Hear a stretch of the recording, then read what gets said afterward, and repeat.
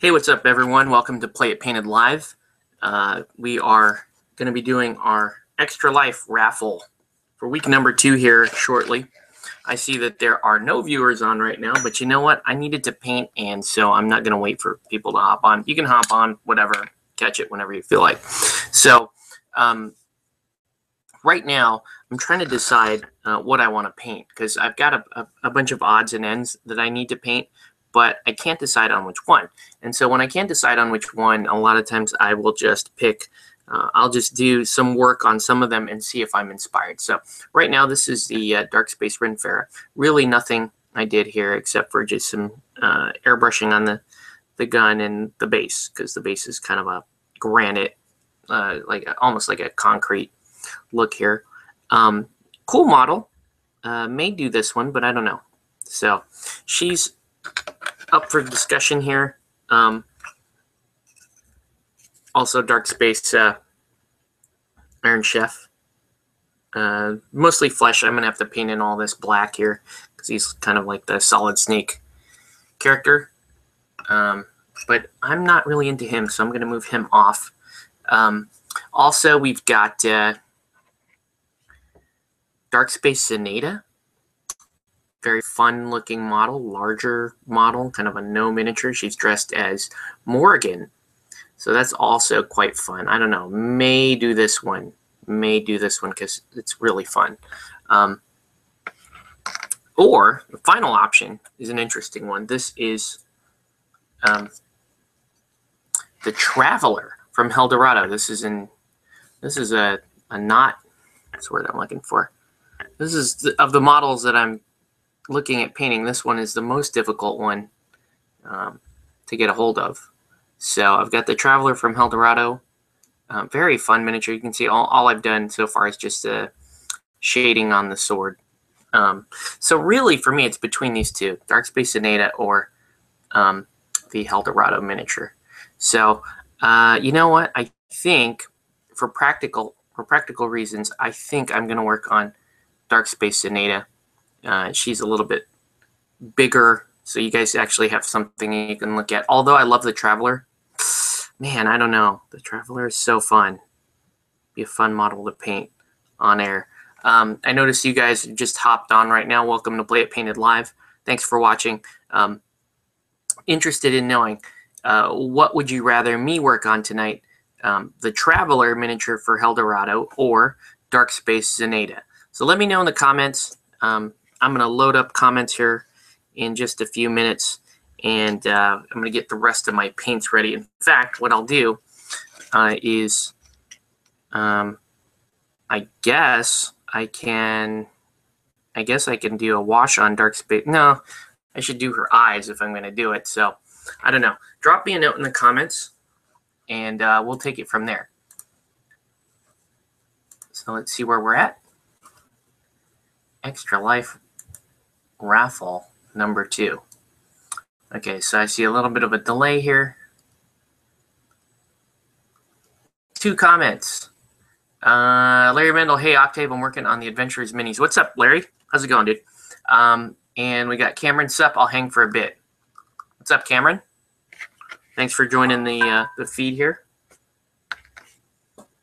So I don't know, Cameron, I know you hate Zenata, but this is the Dark Space model, which is kind of cool. I'll show you the box art here.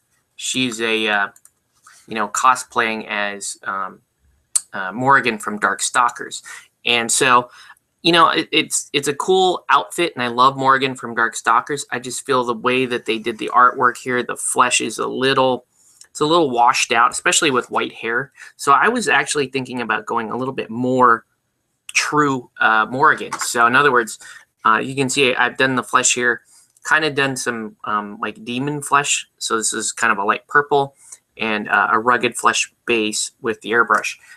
So I was thinking about doing more of a I hate to use the term Nephilim here from Malifaux, but more of a Nephilim style flesh, and then go with the actual Morgan greenish yellow hair here. So I'm not sure. Let me load some more comments. Again, thanks for joining the feed, guys. Let me know if you want me to paint the limited edition Eldorado Traveler miniature, or the am I painting limited edition Eldorado Traveler, or am I going to be painting Dark Space Zenaida? Some more comments coming in. Okay, so let's see. Jose Peral says you should paint the Traveler, and Larry says I should paint the Dark Space model. So one each so far. If you want, you can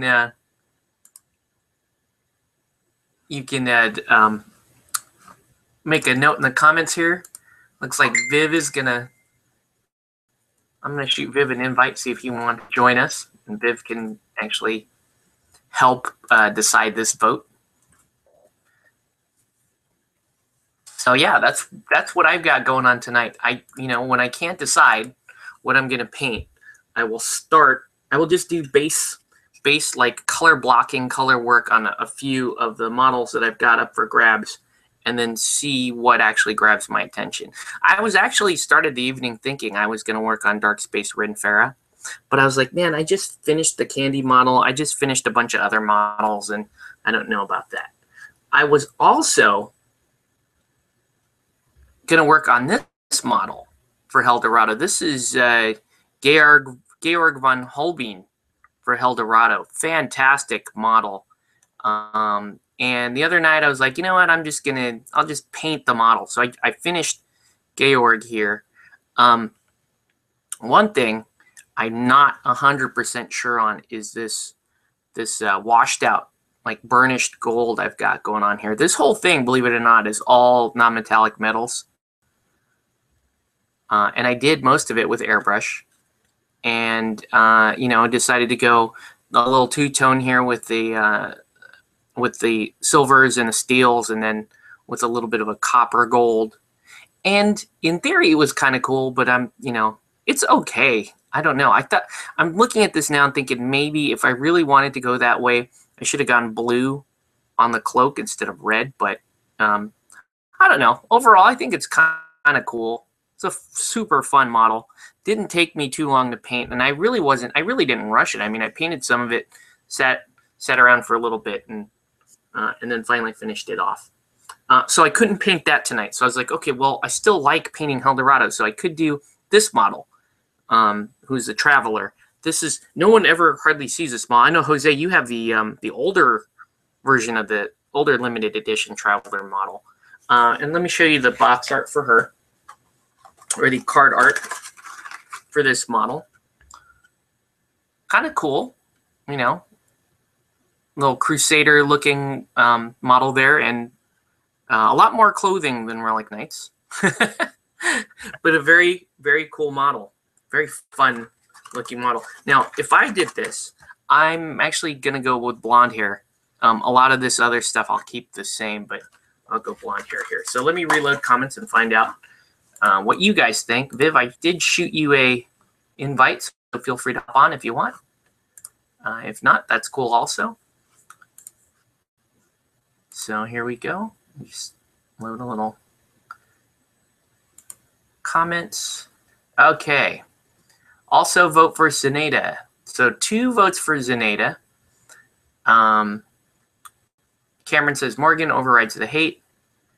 So that's 2 for Zenaida, 1 for the Traveler. So I think that's enough for me to get started. So I'm going to get started on Dark Space Zenaida. So thanks for helping me decide on that, guys. It really could have gone either way.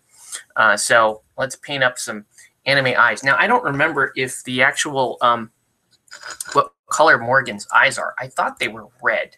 So I'm going to Google Morgan from Darkstalkers. Morgan Darkstalkers. And let's see.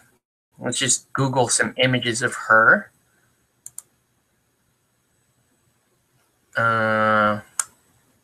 Yeah, see, she has kind of reddish. She has red eyes, and that's kind of cool. So red eyes, kind of greenish hair. Yeah, this is going to work out fine. There were, I noticed they did have to do skulls on her pantyhose as opposed to bats on Morgan. I guess they're worried about copyright infringement there. So we'll do that. I'm going to work on the, let's work on, so anyway, let's get to work on some eyes. If you guys are painting, let us know what you're painting, what you should be painting. Thanks, Larry, for chiming in on the adventurers. I'm hoping we get together in game soon, Larry. It's been a while, man. I think we played like one game together. By the way, I did pick up the Relic Knights models for SDE. And I'm trying to figure out a way where we can do on Tactical Tuesdays where we can do SDE Arena with the Relic Knights SDE miniatures and then play Relic Knights. I think that would be kind of fun because then you have, the Relic Knights skirmish game and then you have the Relic Knights rendition of the Super Dungeon Explorer Arena game. So got both of those going for it. So let's paint up some red eyes. Believe it or not, as big as this model is, the eyes are not that big. Pretty small. So we'll get going here. By the way, Jill will be on in maybe 15 minutes or so, and she's going to help us with the raffle, obviously. Good luck, everybody who's entered. Tonight's raffle prize is a Steelsoul Keg Protector. This is a limited edition privateer press model that I picked up at Comic-Con this year with intention to paint, but I figured, Extra Life is such a fun, worthy cause that I will forego painting mine and letting it collect dust here in my gaming room and let maybe one of you guys win it so that you guys can either let it collect dust at your place or better yet, paint it up and field it. Now, unfortunately, I had only one donation this week. It was a large donation, very large donation, which was nice. Got me to within $30 of our original team goal. But, it was kind of a slow week for pledges. I hope that you guys that have not yet donated to Extra Life do, because it really is a great cause. And I hate to sound like a commercial, but I mean, this is one of the only times that you'll actually hear me whoring out or asking for money or asking for anything from you guys. I mean, if I ever ask you guys for anything, it's usually just come on out and game with me, because that's, for me, I think that's really all you can ask for. We'll get into what's wrong with YouTube wargaming lately on the subject of why do you keep asking me for stuff. So, and I know, Cameron, you want to chime in there. So hopefully this will be a good show for you. Yeah. Okay, so onto the eyes here. Nothing new for you guys. Black outline, white pupil area. But yeah, that's what's been going on. I guess I can talk a little bit about the games last night because Tactical Tuesday again, and showed up with some Relic Knights. But before we played Relic Knights, Richard Carmody had asked me, "Hey, can you teach me In Her Majesty's Name?" Now, In Her Majesty's Name is a game that I have not played in some time. But that said, I really like that game, and I'm still a fan of the game. We still have the Facebook group IHMN, and I still peep over there and see what people are working on, because IHMN really is the nice, relaxed, probably the most casual miniatures game I can think of is IHMN. Very simple, very intuitive system. It took me like maybe 10 minutes to show Richard how to play it, and then once we got going, everything was pretty smooth from there. The system isn't really anything to write home about, other than, it's an open source system, so you can design characters from scratch. That's the main draw to that game. And what a lot of people like to do is they like to assemble miniatures from whatever range they feel like, build a theme around their company, write the fluff for their company, and then design the rules around that fluff. That's really how you're supposed to play IHMN, in my opinion. I mean, I think if you're really trying to game IHMN, I think you're going to lose a bunch of stuff there. So anyway, so we did that first. I taught Richard how to play IHMN. I used a couple of the generic starter crews. So I used Lord Kerr versus Black Dragon Tong. So he got a hold of the mechanics and had fun. So we played that for a bit. Then we moved over to Relic Knights, and Andrew showed up, and Chris showed up, and a couple of the other guys showed up, and that was cool. And so we had 4 people playing Relic Knights. I played a Void list last night, and I'll be honest with you, I'm not really a fan of the Void list in general because it's all uniques, the Voids and the Prismatics, but the models are so much fun. I mean, you guys might have seen my video last week about painting Candy Heart. So I was painting a lot of the special unique miniatures for Relic Knights, and the Dark Space models are super, super fun. They're all cosplay models. And so I wanted to field some of those. I wanted to field Isabeau, who I painted last week on the show. And I wanted to field Emilial, who I painted later on that week, who's also a super cool, like kind of a dark angel type character. And, Harbonath is a really cool looking knight. And so I fielded those against Richard, who fielded Cersei. And he took the 2 candies. So he took the Dark Space candy and he took Candy Heart. And so we had a pretty good game. He had Heist and Carnage, and I had Secure Perimeter and Assassinate. And so he picked for his Assassinate target, he picked Pit Crew, so I was supposed to kill his Pit Crew. The game didn't go terribly long, although it was close. There was a point where Richard was on the verge of, he was basically 2 activations from scoring 7 victory points. But by that time, I'd already finished my primary and my secondary, so I actually ended up with the win in that game. And that was the first time I've actually won with the Void cadre, because it's just difficult to win with a bunch of solos only. But still, everything worked out, and it was a very fun game. And on the other table, Andrew played Chris, and Andrew was playing Corsairs. That's kind of his thing right now, is playing more Corsairs, and he's really enjoying it. Wish he was on today to talk them up a little bit, but he said he could not make the show tonight, but that's fine. So Andrew played Corsairs, Chris played Cersei also, and I do not know who won that game, but it looked like they had a good time, and they were wrapping up at around the same time me and Richard were wrapping up. And that was really all there was to report for last night. We ended up playing a little Cards Against Humanity, which was cool.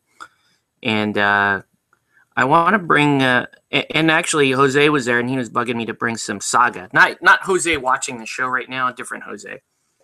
And he wanted to see some Saga, which was kind of cool. So one day I will bring Saga in. I need to pick up Crescent and Cross, by the way, because that's fun. Okay. I don't know if I like that eye. It's just bothering me. I think I need to redot it or fix it. I'm going to do a little bit of repair here. So again, if you guys are just joining the show, welcome to Play It Painted Live. Let us know what you're painting or what you should be painting.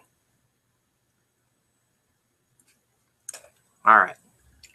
Okay, so the eyeballs are in. Let's do a little work on the flesh. Now, normally I would take my deep skin tone and block out the flesh, yada yada, get everything going here. Viv, are you having issues getting on? Or are you not getting on? I don't know. But because I airbrushed a couple of layers underneath, I'm going to wash the flesh first, and then I'll actually start building up the layers. And again, this is the Morgan character. So Morgan has very fair, very pink skin. So it doesn't, at this juncture, it doesn't make a lot of sense to do the deep skin tone that I normally do. Okay, so I'm actually going to start with the wash. This is the wrong large brush. I normally come in with one of the larger brushes, and you saw me using my detail brush there. There we go.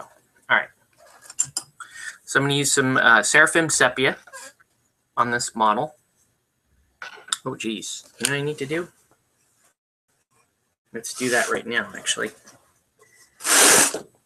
Looks like I did not get the feet. So I'm using this demon flesh as kind of a flesh undertone. And I'm going to, without thinning it because it's Minotaur, I'm just going to drop a little here on the toes. Just a little. Just to undercoat the toes. Because I guess I didn't shoot down here with the airbrush, which is dumb. And it happens, so what are you going to do, right? So yeah, that was Tactical Tuesday. A lot of fun. There were some folks there asking me to do some painting for them, which is cool. And I'm still taking commissions, and I love commissions. And thank you guys that have all signed, got me on commissions and helped me pay for my babysitter, because that's really where the money goes. So I really appreciate that. And so yeah, somebody approached me about painting some Zombicide for them, which was cool. And we'll see if those commissions roll in. I also have a bunch of Extra Life stuff that I'm painting too, so no sweat there. Anyway, onto the wash. All right, so the sepia is going to bring this purple back towards a flesh tone here.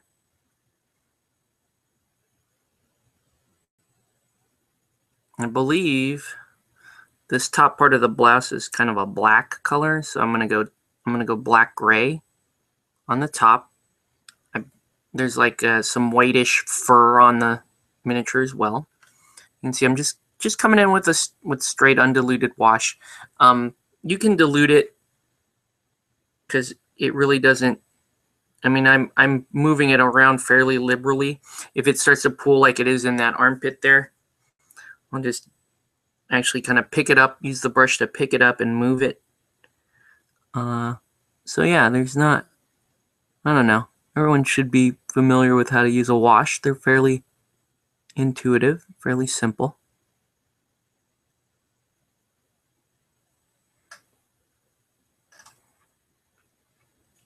We're gonna do that.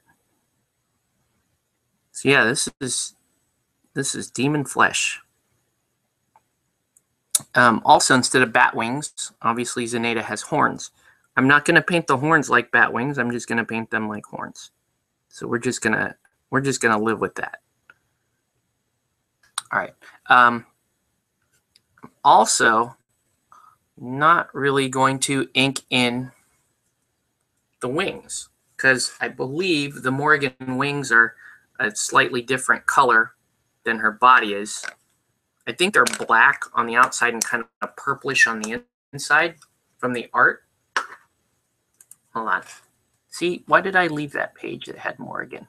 Morgan Darkstalkers. Okay, so if I go to images of Morgan Darkstalkers, it looks like her wings are black with purple in between the veins here. So this is going to be black. The top is going to be black. Fairly straight miniature for the most part. The leggings are actually the richer purple, which is interesting. I probably should have just airbrushed those purple, but that's okay. That gives me a chance to do some regular old-fashioned painting. And we got Viv hopping on the show. Octave, can you hear me? Yeah, what's up, man? Not much, sorting out technical difficulties. Yeah, that's a fairly normal thing for us over here.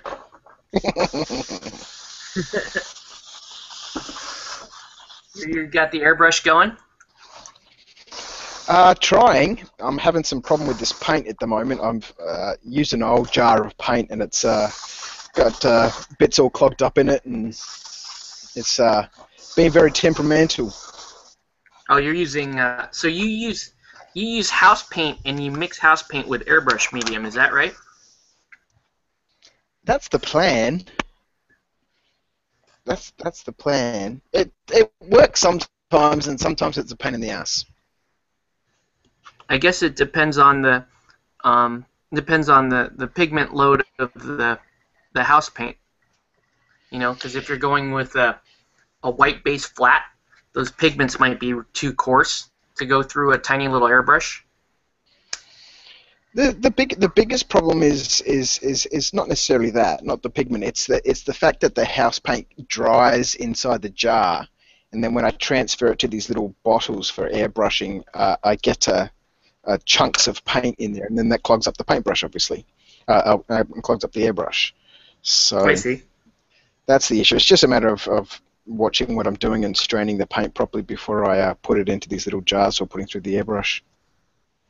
I see. Are you working on more terrain sets?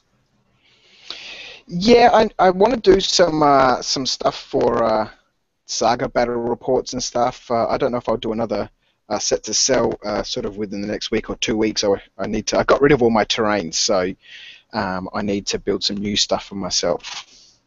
So that's what I'll be working on. That's cool. I still have some terrain I do need to move, get rid of, or do something with.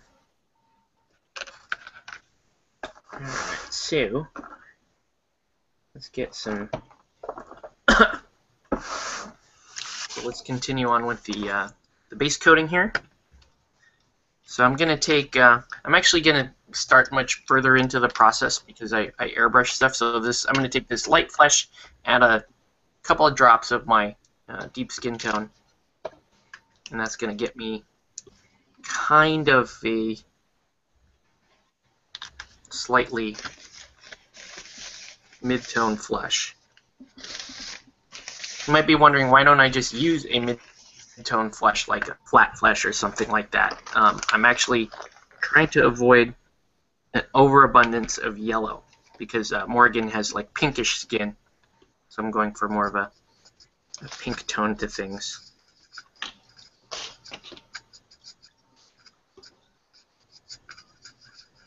Alright. Let's get this going. So Viv, you're going to be looking at some Saga. I was getting bugged about that last night. Got some folks that they heard me talking about Saga and they know I play it and they've been bugging me to bring it in at some point. It's been a long time since I've played, but managed to get a couple of games at the gaming club on Tuesday, and yeah, I really enjoyed it. They play a lot of the 40k games, and I'm just not interested in that. But some of them were interested in Sagas, so yeah, we played a couple of 4-point battles. I've only got 4-point armies, so but it was so much fun, and I really enjoyed it, and it's one of those games that's quick and it's fun to play. It's easy to learn. So in terms of being able to produce battle reports for my channel, it's sort of it's one of those games that's sort of a no-brainer. Sure. And how many do you own any of the expansions so far? Or you've been playing all the base set armies? I have all the expansions, the books. I've only got 5 armies, only 5 4-point armies at this stage, but I predominantly play the Anglo-Saxons, which are from what is it, Ravens North or something like that. I can't remember what it is. Oh yeah. They're from one of the expansions. Well, Northern Fury. Yeah. Oh, Northern Fury. Okay. I'm pretty sure it's Northern Fury. But they're good fun to play. I don't play them sort of how they're supposed to be played as a sort of a horde army with levies and all that sort of stuff. I just don't have any levies at this point. I do need to organise some because they work really well as a horde army with levies and their battle board abilities, being able to sort of convert them, so to speak, into warriors, which is awesome. 12 models for your for 1 point, and they do the same thing as 8 models for 1 point. So, or they can do the same thing. That's pretty strong. They're a fun army to play. I've only lost a handful of games with them. They seem to do really well, but like I said, I haven't really been into the game for a long time. But I remember that a lot of people saying that that they can be a challenging army to play, a very defensive army. But I enjoy it. They're good fun. That's cool. We did a Saga tournament last month. Phil hosted that. It's called Sagast. And oh, that's right. I was helping. I was more helping him run that event, but I did get to play 1 round. So I was ringer for 1 round because one guy dropped out in the final round. He couldn't stay the whole event. So I played my Franks, and I don't do well with the Franks, but I love their playstyle. It's a very interesting, very reactive playstyle, and it's very unique because you basically on your turn you roll your Saga dice, you set them on your board, and then you don't activate anything. You're to wait for your opponent to start doing stuff on his turn, and before he moves, you go, okay, before you move, I'm going to move one of my units. Before you activate, I'm going to activate one of my units. So it's a very reactive style army that actually does a little bit better if you're playing higher points. So 6 points is usually best for Franks, and it's good to have a mix of warriors. Some of the warriors you can take bows, and you can take like mounted Hearthguard. Is really cool.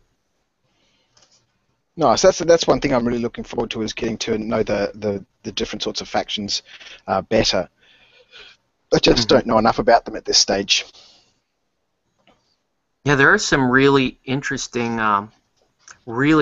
play styles. The one that always gets me is Pagan Russ, because man, they have some really devastating stuff that they can do. They can force everyone down to short movement. They can remove your ability to fire at them. So it's a very, very strong army. Like a denial force. Yeah, they're a big denial force. I was gonna try to stop by the one hobby shop down here that would have Crescent and Cross, but I was not able to do that today because I want to pick up Crescent and Cross and see how that plays. And I was telling you earlier, I have a bunch of Deus Vult models that I want to use as a Crusader army, because I think they'd be pretty good for that. They're the figures from Fireforge Games? Yes. Yeah, they're lovely figures. Yeah, I managed to score a whole bunch of those for really cheap. So, and I was thinking, okay, I'm going to hang on to these, and then when I get Crescent and Cross, I can figure out, what kind of warband I can make out of it.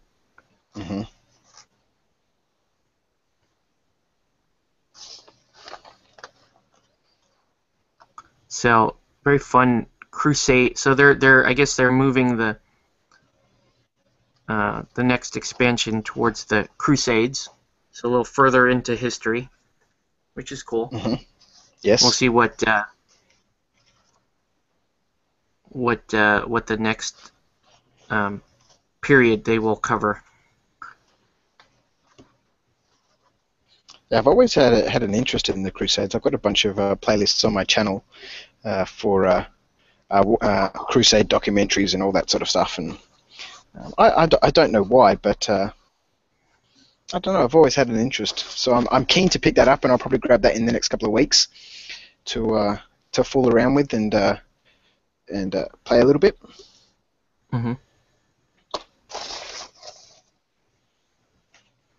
So you're saying you might add some more Saga content to your channel? Yeah, definitely. It's like I said, it's one of those games that's so easy to learn, and it's so much fun to play that it's easy to make content for. So Hmm. I think I'll certainly be filming some more battle reports for that because they happen quite quickly, and it's a, sort of an easy style sort of to film some senses. Excuse me. So yeah, there'll definitely be more Saga content on my channel over the coming weeks and hopefully for a while to come. Nice. All right, a couple of comments coming in. Jose saying, so that means I have a rare neat. Oh, I have a rare neat. I have my Traveler and all painted up in Twilight Night painted also, but I can't field them because I broke my toe. That sucks, man. Sorry to hear that. Hope you feel better. Yeah, we got to get into some Eldorado, Jose. I've been itching for a game. Really, it's just been so difficult on weekends for me. I mean, Tuesday's really my night, and I know I'm, usually too far of a drive for you to make it to my LGS. But I'm thinking at some point, I make a Sunday trip out to not to Monster, but GMI. Sure that we've got enough table space. And maybe we can play some Eldorado. What I would love to do is play some Eldorado and some Saga in the same day. That might be fun. Because those are the game fast enough to where you could get a game of each and an enjoyable day out of it. Let's see. Warren says, well, what color did you use for the base? Seraphim Sepia is the best shit ever. I didn't paint a base, did I? You're talking about one of the other models? No, that's not. Oh, the base coat of the skin. I did a couple of airbrush layers. One rugged skin and one demon flesh, and then so now I'm highlighting up towards Vallejo light flesh with this, and I'm gonna do a bunch of layers to get me there. Okay, anything else?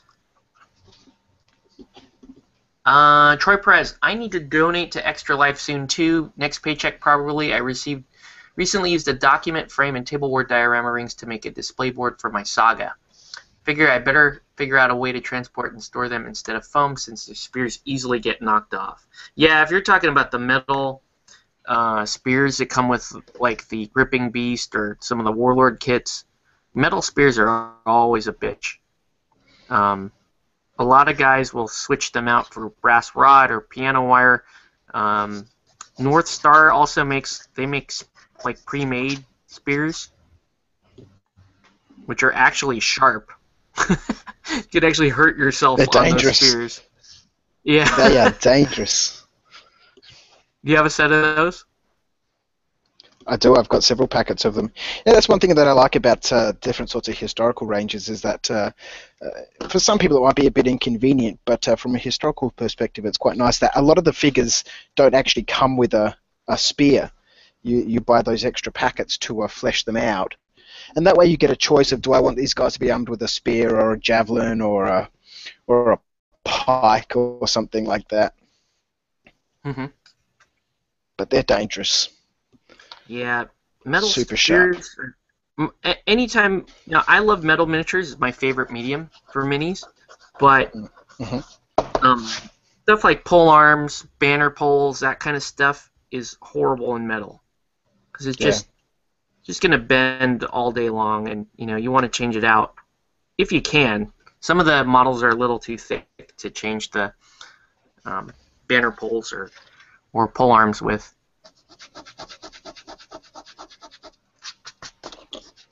Okay. So continuing on, we're gonna do a little bit more light flesh. So yeah, Saga, man. We played some Saga last month, and the consensus is we need to play more Saga. And I find it pretty cool that the guys that have been playing Relic Knights with me for the past couple of months now are asking me for a Saga demo. It's such a good game. It's one of those games that sort of I don't think I've met one person who doesn't like Vikings. And not that Saga Yeah. is just all about Vikings, but I mean, that's the first thing that you think of when you think of sort of that sort of period of history. Yeah. You're like, well, what's the selling point in this game? Vikings, obviously. And yeah, even if you don't play Vikings, Yeah, you're fighting against Vikings, so that's also quite cool. The Crusades should be interesting. I'd like to see some of the other. I'd like to see I know online they had rules for feudal Japan. hmm That would be fun. Um, and I know that there are other periods that for kind of system would work out quite well for. Not just Dark Age, but a lot of other periods and places around the world that around that same time should work for. I'm gonna pull this miniature. Oh no, I can do it on camera. Here, let me figure it just out one sec. I'm gonna move this here. Get you guys in a little closer. So you can see me painting in details here. I don't have to pull the model off camera. So I'm gonna do the lips. So any more updates on your Pillow A Go Go stuff, Biff? Dennis has finished the first figure for us, the larger scale figure. She looks amazing. Really happy with how she came out. I put the rules up on the forum. I don't know if you've seen them. I need to get around to just photographing some figures and putting them up in the online store. But yeah, sort of not really the most sort of reliable is not the right word, but that would be one way to describe me. I don't know. There's so many things going on in my brain all the time that I get so easily distracted. I mean, Yeah, it's not hard. at once. Oh yeah, I mean it's not hard to sort of set a camera up in a light box and take some pictures and just sort of spray some green primer on some figures and sort of ink them to put them up online. But I don't know, it just doesn't seem to happen. And my wife is always saying, "Have you done anything with those girls yet? Have you put them online yet? What are you doing?" And it's just I've got heaps of stuff. I've probably got another 50 figures I could list online and a whole bunch of resin terrain that I've built and like this little simple pond here. I don't know what the deal with my camera is. It's so damn annoying. This little pond is a resin pond. I've got 4 different resin ponds, different sorts of buildings and stuff, and I don't know. I just don't seem to do anything with them. It's an issue. Yeah. Hey, what's up, Jill? None, just got home from school. Cool. G'day, Jill. Hello. So how many projects do you have that are sort of open right now, Viv? I don't. Heaps. In terms of miniature stuff, miniatures, I'm painting some Fallschirmjäger for bolt action at the moment. I've got some Das Bolt figures up on the shelf that I really need to finish off. I've got another point for my Saxons that I need to finish off.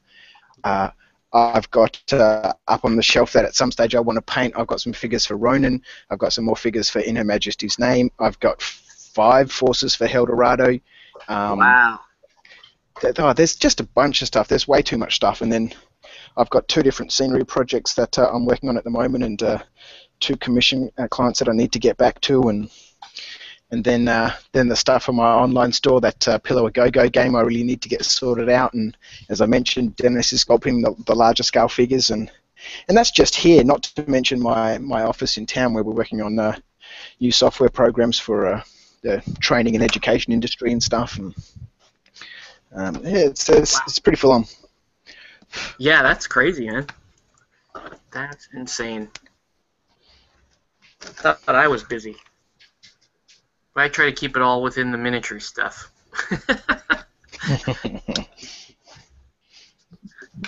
I suppose if I focused on something, then if I didn't have so many things on the go, it'd be much easier. But I can't do that. I I get bored very, very quickly, and I need to have things to sort of distract me from projects from time to time. But all of that results in having too many things on the go and never enough time. Yeah. But I mean, you rotate in and out of projects, like healthy amount of projects. Yeah.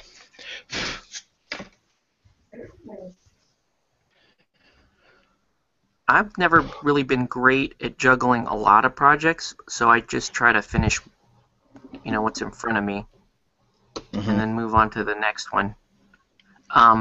For my YouTube, my issue is I have a lot of just raw stuff shot. If I'm playing a game and I'm thinking, hey, I can make a battle report out of that or something, I'll shoot that. If I have something instructional or a painting video, I'll shoot myself painting, when I'm not doing the live share or whatever. And a lot of times that just ends up just taking up space on my hard drive, and I never release that footage either. So I think one of my issues is I have all this stuff that I've shot, but I don't really take the time to sit down, edit it, and try to put it up online. It's only the stuff that ends up online is stuff that I feel is a little bit better and easier to edit.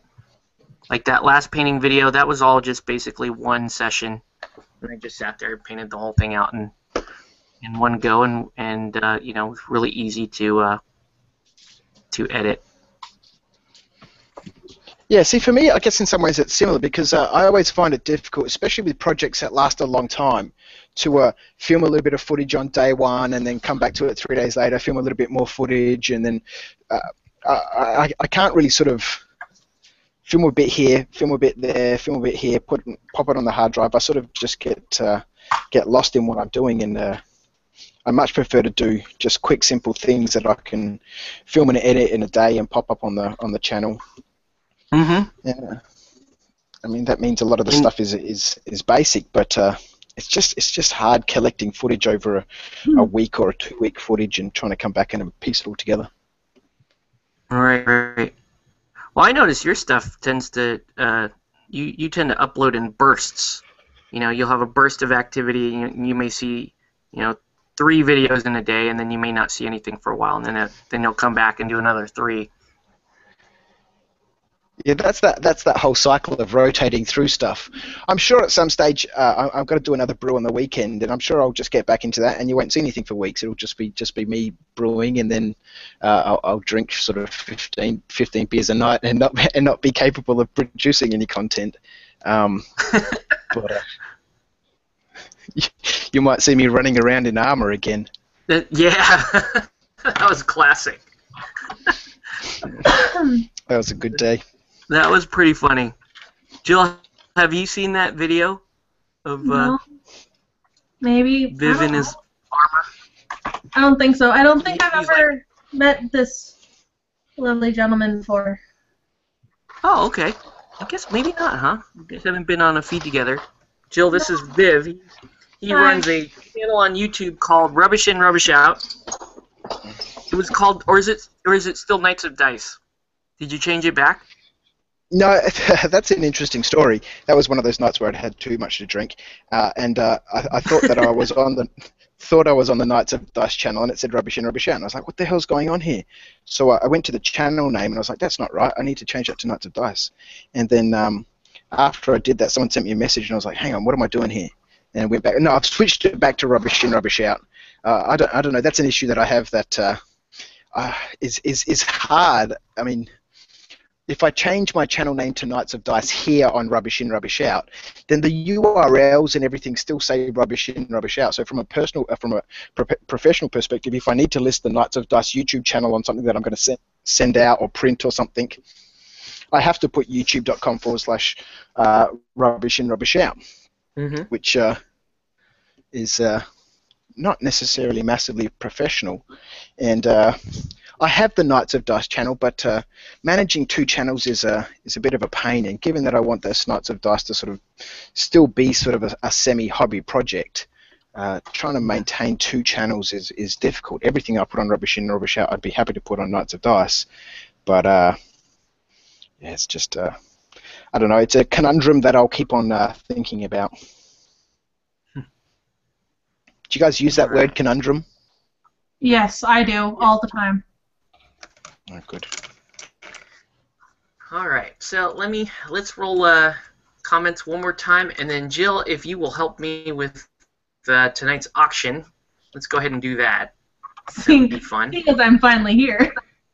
Because you're finally here, that's okay. It's fine. It makes the 4 folks watching here have to sit through me and Viv bullshitting until Good. like did I win something or not? That's what they want to know. Okay. Yeah. Okay. So who won? Okay. So let me flip over to my spreadsheet here. So this is week 2, 23 separate entries for week 2. Okay. So week 1 we had Corey padding the entries there to try to win the boost pack.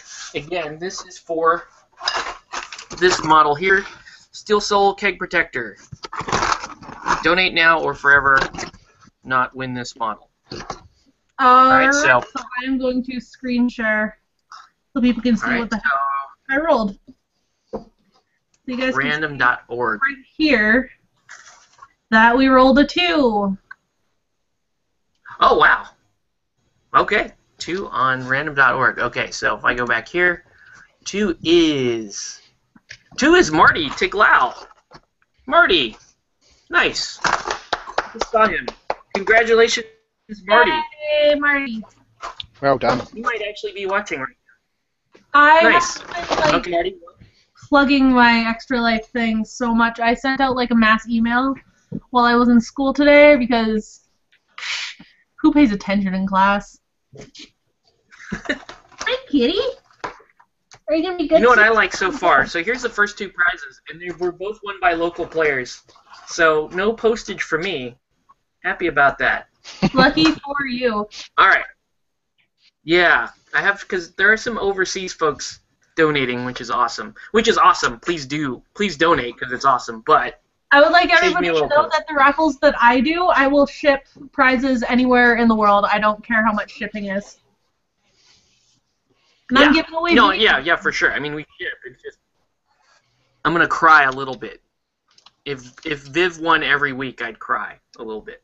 No, you wouldn't because Or you I'd would just just wait wait till till the end and ship it all at once. Well, yeah, that's true. Alrighty, so let's go to. Oh, where's that? I gotta get to our little table here that has the weekly prizes. So that's 2 weeks worth of raffles. We have 6 weeks left. So obviously, I guess you're gonna roll a d6. A D6? And tell us what our next. Yeah, let's roll a d6 so we can find out what the next prize is. We're gonna roll this D6. It looks like clown vomit. I like it. And I will move my camera so everybody can see. Okay. D6. That's definitely a 4.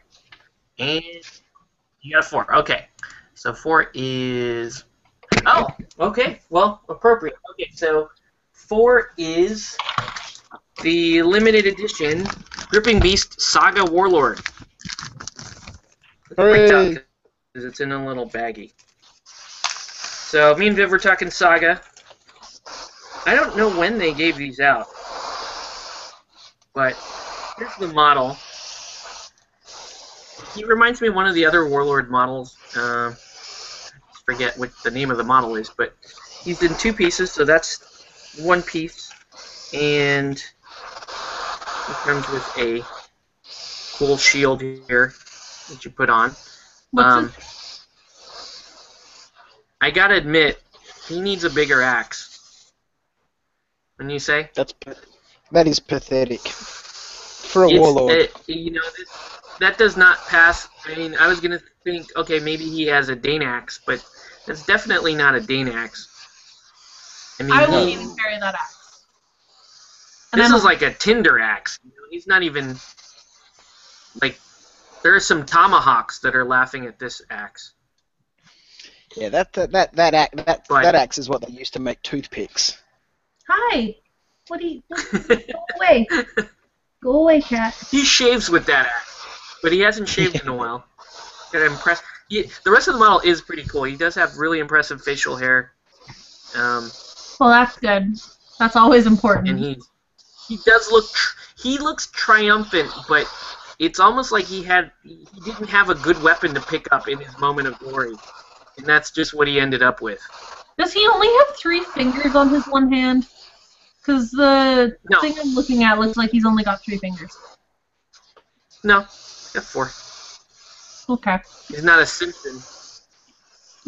Well, you never know sometimes. So cool. Okay, so next week it's going to be this Saga Warlord. I don't think I'll get a lot of interest locally because we just did an event where we gave out a bunch of these.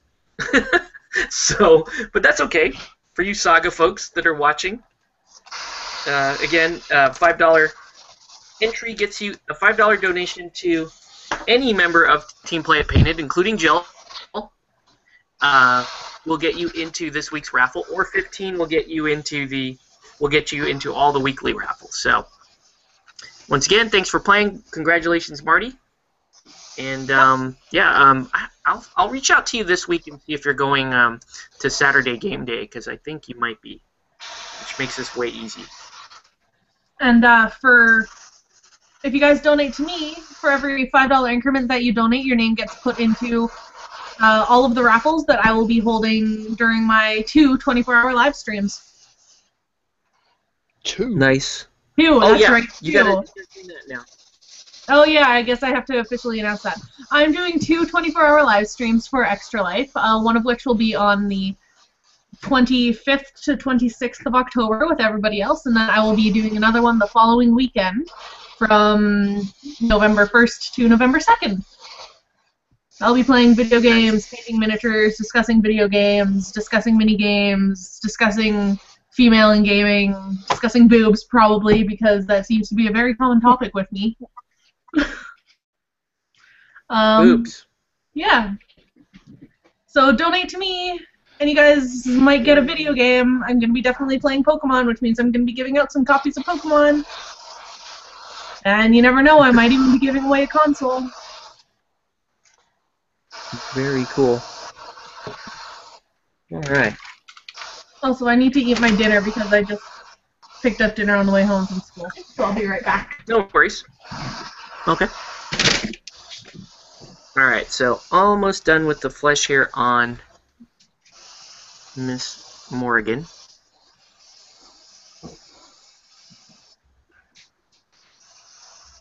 So you can see she's getting very, very pale looking. But she's coming along, kind of cool.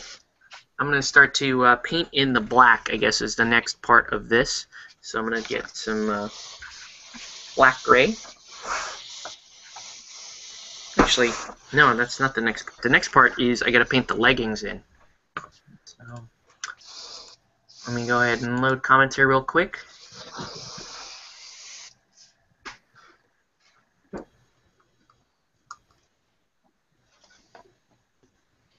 Okay, no additional comments.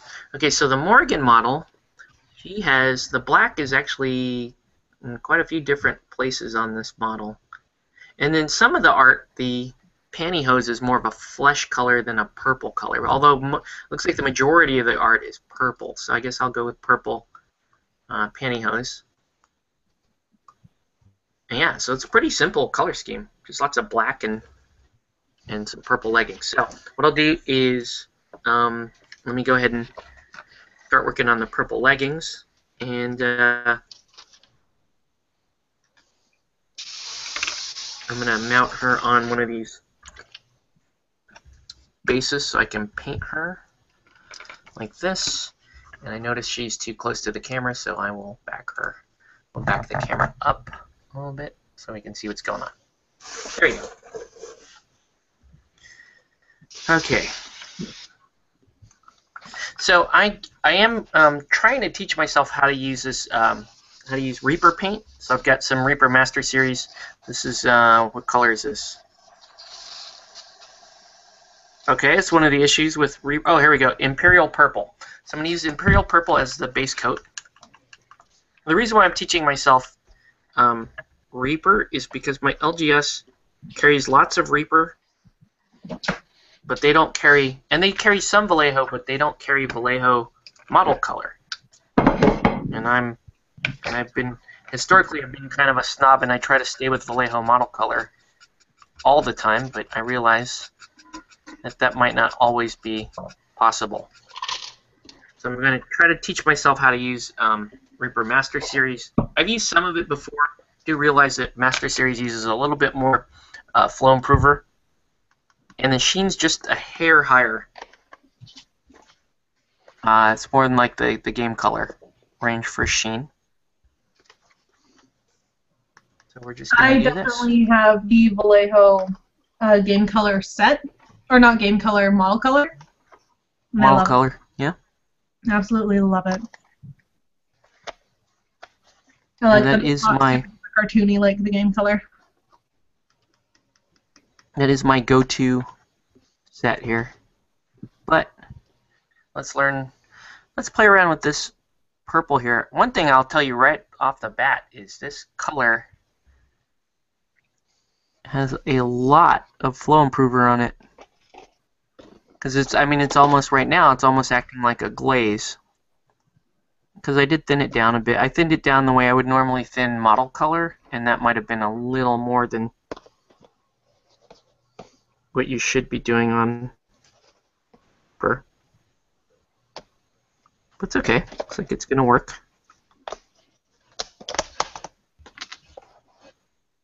Seems like it stays open a bit longer, too. Which is cool. A little bit more time to work on the model.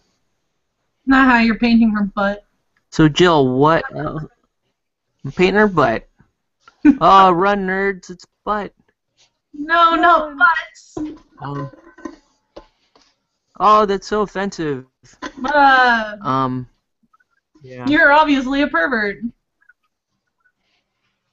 Yeah. What's up? All right. I was gonna ask you what else is new besides you deciding to switch to 2 live streams? Just school. I've been working on getting more prize support for my raffles and trying to figure out exactly what I'm going to be doing for my live stream. Okay. I've been trying to find more miniatures for myself to paint, which, you know, in my house is no issue because we have all of the miniatures. Except for the ones that I want to paint, obviously. Yeah. Not much else. School, sleeping, watching lots of Grey's Anatomy. Probably too much Grey's Anatomy. Okay. And all right, so tonight's topic... Yeah. Oh, I'm sorry.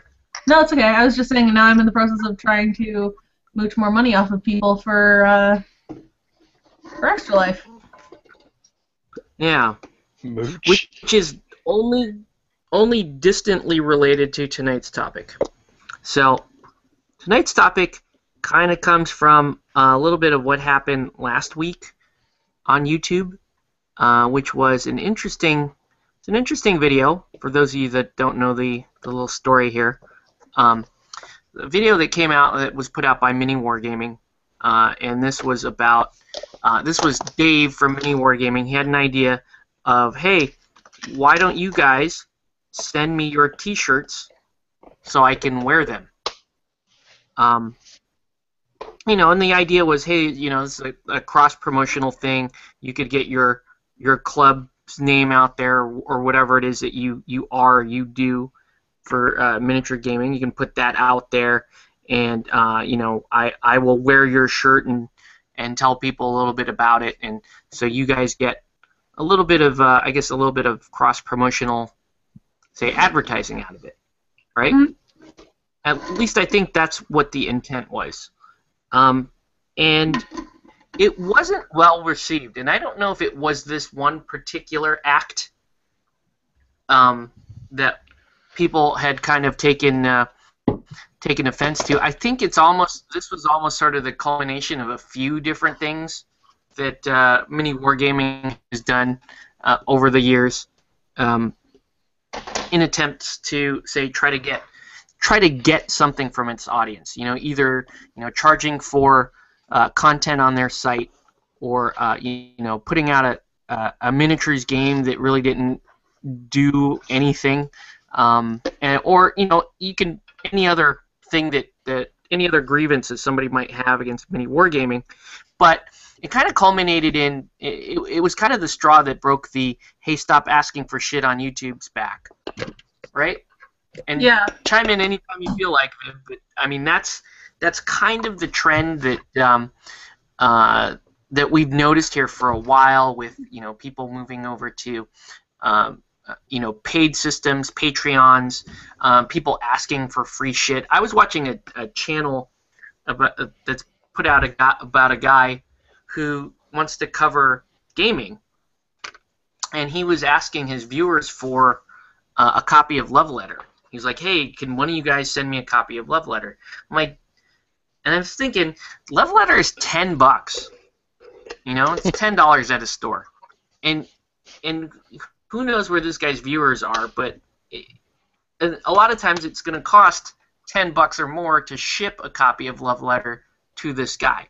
So it's like, well, let's buy a copy of Love Letter for $10, then let's ship it for another 10, because this guy can't shell out $10 so that he can have a little content for his channel. And I thought that was, what's the word I'm looking for? Dumb. Yeah, there you go. I thought it was a little dumb that you would ask for something like that, or that you're just going to, that you're in general, you're just going to ask somebody to do something for your channel, and they're not. Yeah, exactly.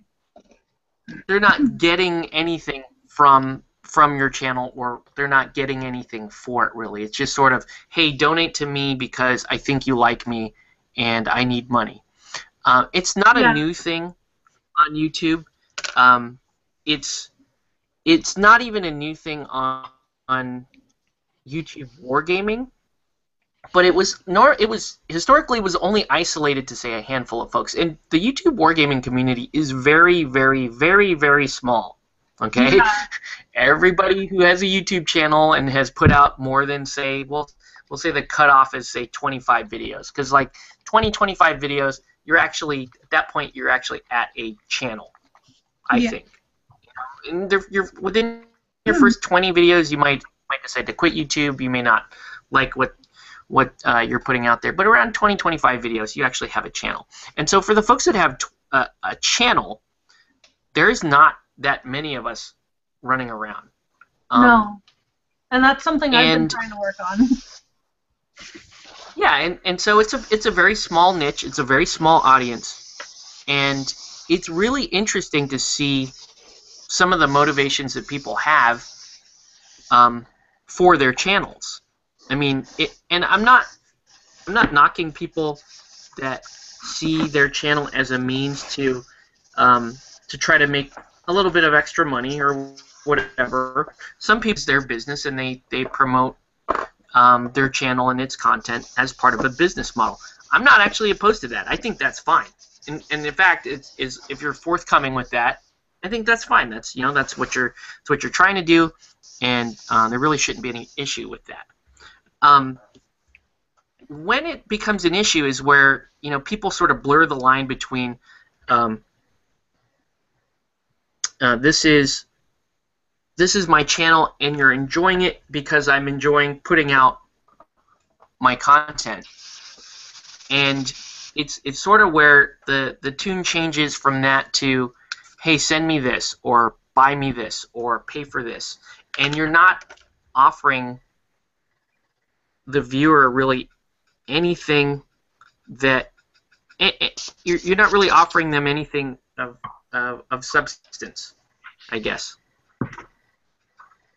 And I don't really know where we're going with this, but this is just kind of my my my look at this is, you know, if you're gonna ask your viewer for something, then you Shit. provide a uh-oh. Oh no. No. You provide a value proposition to your viewer. You know, okay. Some viewers like you. They'll like you, and they're like, okay, whatever. I'm gonna send you money because I like you. But a lot of other viewers are sort of, okay, I'll watch your channel, but if you keep asking me for stuff, the more time you're spending asking me for stuff, the less time you're actually putting up stuff that I enjoy. Yeah. And so I think that's the trend that we started to see. Is it was like, oh, if you really like me, you'll pay X amount of dollars a month to watch me put out wargaming content. And the reality about wargaming content is, almost anybody can generate wargaming content. Yeah. You know, and almost any, and there's so much. The way this whole you know, YouTube wargaming stuff started was these were guys that were putting up stuff because they really enjoyed sharing it, and it was for free, and you could learn a lot of really cool shit on YouTube before it had previously existed. Stuff about like how to, you know, painting tips, or how they're playing a particular system, or how they might buy something and review that for you. They might give you their opinion on a product or something like that, right? And it was all hobby based. That was YouTube wargaming, and it was very, very small, and hardly anyone cared about it. But then you had these other channels that come along, and you know, and they're popular, and rightfully so. You know, they're entertaining, whatever. They have higher production value, and they do a good job. And sometimes, in my opinion, sometimes there are channels that show up on YouTube where it's more of a the wargaming part really isn't as important as, you know, trying to grow an audience and make some money off of that. Yeah. And again, I'm not saying that that's wrong, because I don't think it is. I do not think it's wrong if that's your stated intended purpose and that's what you do. I do think it's wrong, or what's the word I'm looking for? I do think it's misleading if that is your purpose and perpetrate yourself as, you know, a friend, or say somebody really helpful. Or in some cases, I've seen channels where folks talk about wargaming or painting or something, and it's painfully obvious. Uh-oh, we lost Viv. Uh-oh. Uh-oh. I noticed his video was freezing a bit. But there's some other folks where it's painfully obvious that they don't wargame, which is the weirdest thing in the world to me. There are folks out there that don't wargame, that don't wargame but want to wargame, or want to make, or they want the semblance of, hey, I'm a wargamer. And this isn't just YouTube. I noticed that this is kind of an online thing. There are folks on the Facebook group right now that are like, yeah, I'm a miniature gamer, and I'm a community guy or whatever, and they're not. They're not that guy. I don't understand that. Honestly, I don't even though I play like all of the systems, I don't consider myself a miniature wargamer, because that's not why I got into the hobby. I got into it so I could paint miniatures. I consider myself a hobbyist. Okay, that's fine. It drives me insane when people are like, oh yeah, I play miniature war games, but I don't actually play any of the systems. I just want to pretend I do to get your dollars. And hey, send me money, by the way. Exactly. That's interesting. If I want to send you money, I'll just send you money. Don't ask me for it.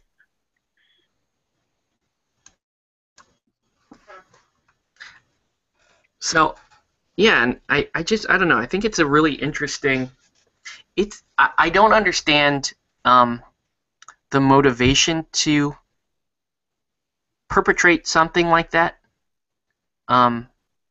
because if you think the miniature wargaming community on YouTube is just a drop in the water, man. We're like not even close to, say, the video gaming community. No, we're on barely YouTube. a blip in the radar. And even if you looked at another niche within gaming, board gaming. Board gaming is gigantic compared to miniature gaming on YouTube. Oh, absolutely. There are some big miniature gaming channels on YouTube, but overall, there's more board gaming. And there are more people that board game. So I guess what I'm saying is, what's up with all the bullshit on YouTube? And by extension, what's up with all the bullshit online?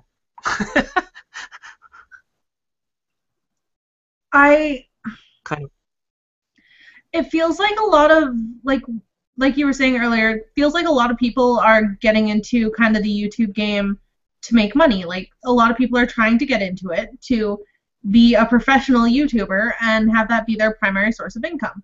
And you know what? If you can make a go of it, awesome. But don't lie about yourself to these people that are going to watch you, who are going to think of you as a friend of theirs, because when you make videos, it looks and sounds like you're talking directly to them.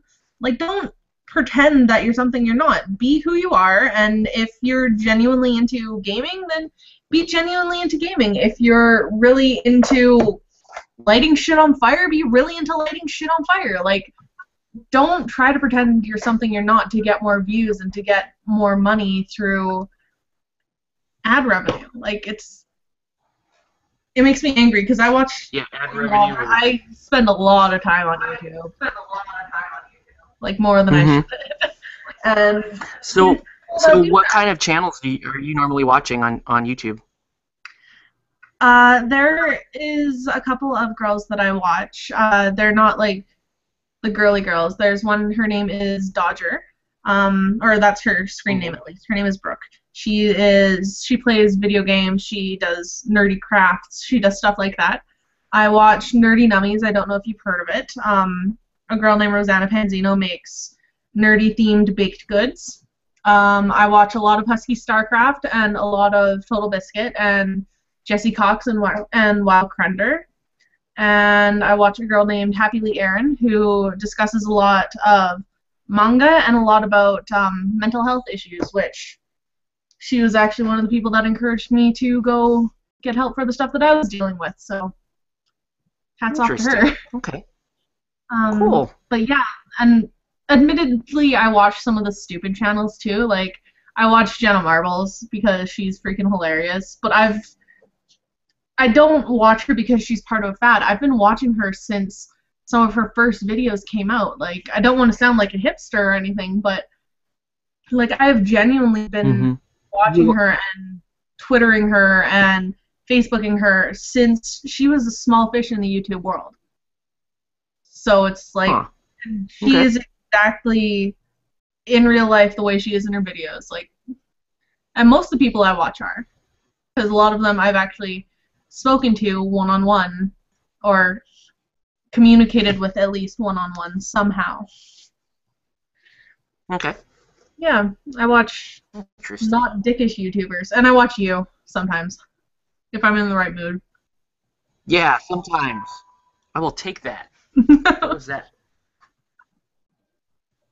I think Viv is having some technical issues. I think Viv is having some more technical difficulties, so he'll hop back on. I know that this is not a new topic for Viv or myself. We've discussed this a few times, and for me, I think it is for me. It is mainly more about the hey, be forthcoming about what you're trying to do if you are asking people for money. And again, not really against asking people for money, but be forthcoming about who you are and what you do, because it really reflects poorly on other people that are earnestly trying to do something similar. If you are, say, not what you say you are. Yeah. I don't know if I could have said that any more cryptic than I did, but that's how it came out. So. I understood. Yeah. But yeah, it is really interesting. I guess what I'm curious to know about is why pretend to be in the miniature wargaming side of things? Of all the things that you could be posing about. Yeah, of all the little niches all over the internet, why miniature wargaming? Yeah. No idea. I mean, if I were to pose as something, it would not be a miniature wargamer because don't get me wrong, there's a lot of us, but there's not enough to make a decent amount of money in ad revenue. Right. I mean, the largest miniature wargaming channel, I guess mini wargaming is what, 100,000 subscribers. Yeah. And when you look at the video game side millions of YouTube, they're in the millions. The bigger, the PewDiePies and all those guys are in the multi-million of subscribers. The most annoying person in the world. Even the like the cosplay people, those are big. And that's like, if you're okay, I'm gonna pick on somebody who came out on YouTube, in the last we'll say 3 or 4 years. If you come on YouTube and your whole gig is, hey, I'm a semi-attractive female gamer, but you're not really a gamer, I don't understand what the hell happened there.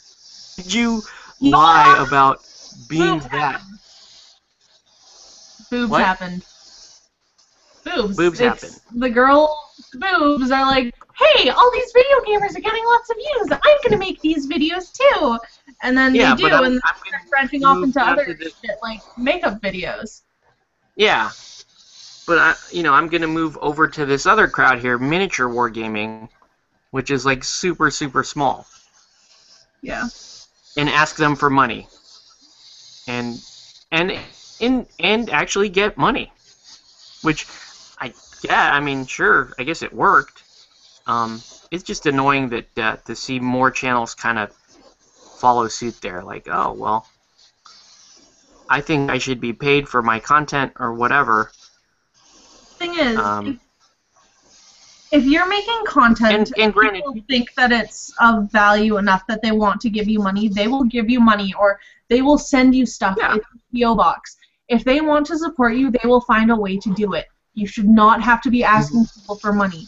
Like, the only time I think it's okay to ask people for money is when you're doing something for a charity, like we are for Extra Life. And even then, I feel kind of awkward asking people for money. It is kind of awkward, but it's cool too, though. Just for me, I like these little raffles because they're interesting. I am doing a raffle every 4 hours during both of my live streams. And then at the end of my second live stream, I will be doing a great big grand prize raffle.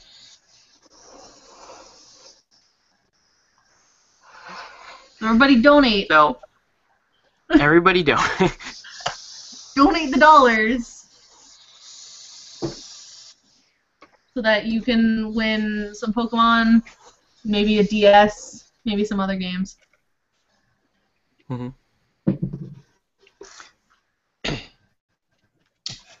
But I don't know. It's what's your take on the whole hey, send me money stuff for my YouTube stuff, Viv? Here's audio has come back. I don't know what happened. I dropped out. Sorry, I dropped the needle cap for my airbrush underneath my workbench here, which I haven't explored for 2 years. And anyway, look, I don't know. I think there's certainly a difference between people who are offering paid content and those people who are asking for cameras and microphones and fucking t-shirts and shit like that. If you're producing content and it's of a high enough quality and you think that you should be paid for that time, then look, I've got no problems with people setting up their little subscription sections on their websites. I've thought about it. I haven't done it so far.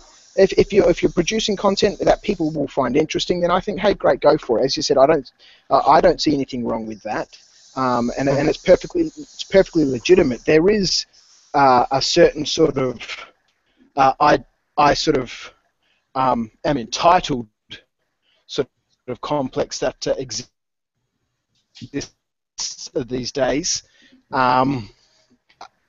I don't know. I don't have an issue with people producing content if they have some subscription section on their website. Channels like, and I'll mention some channel names, Wargaming for Fun. I love watching their battle reports, although primarily a lot of Games Workshop stuff. I love to put it on in the background while I'm painting.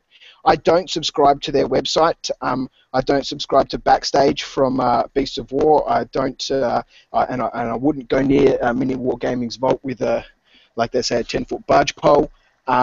But there will be people interested in checking out what those content providers are providing in their little paid-for areas. I don't have a problem with that. Like I said, I've thought about it. There is a chance that I might do that. It just depends if I can get some other people actually involved, because it's very hard to produce enough content, as Jill said, to make any revenue from YouTube.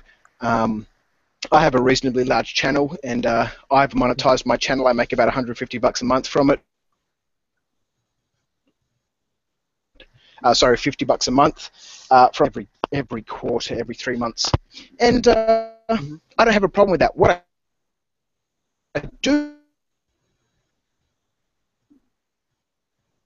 problem is bigger than they actually are. Asking people to say, "Hey, listen, give me money for a new camera." One guy that jumps to mind, and I have no problems naming him. He's more than happy to come to Australia, and I weigh 110 kilograms. We can get in a punch on. Is fucking Wargamer Dan, who used to work for Mini Wargaming, who left. He set up his channel, and one of the very first videos he put on his channel was, "Hey, give me money so I can buy a $2,000 camera." And, yeah, that was like the first video. I remember that.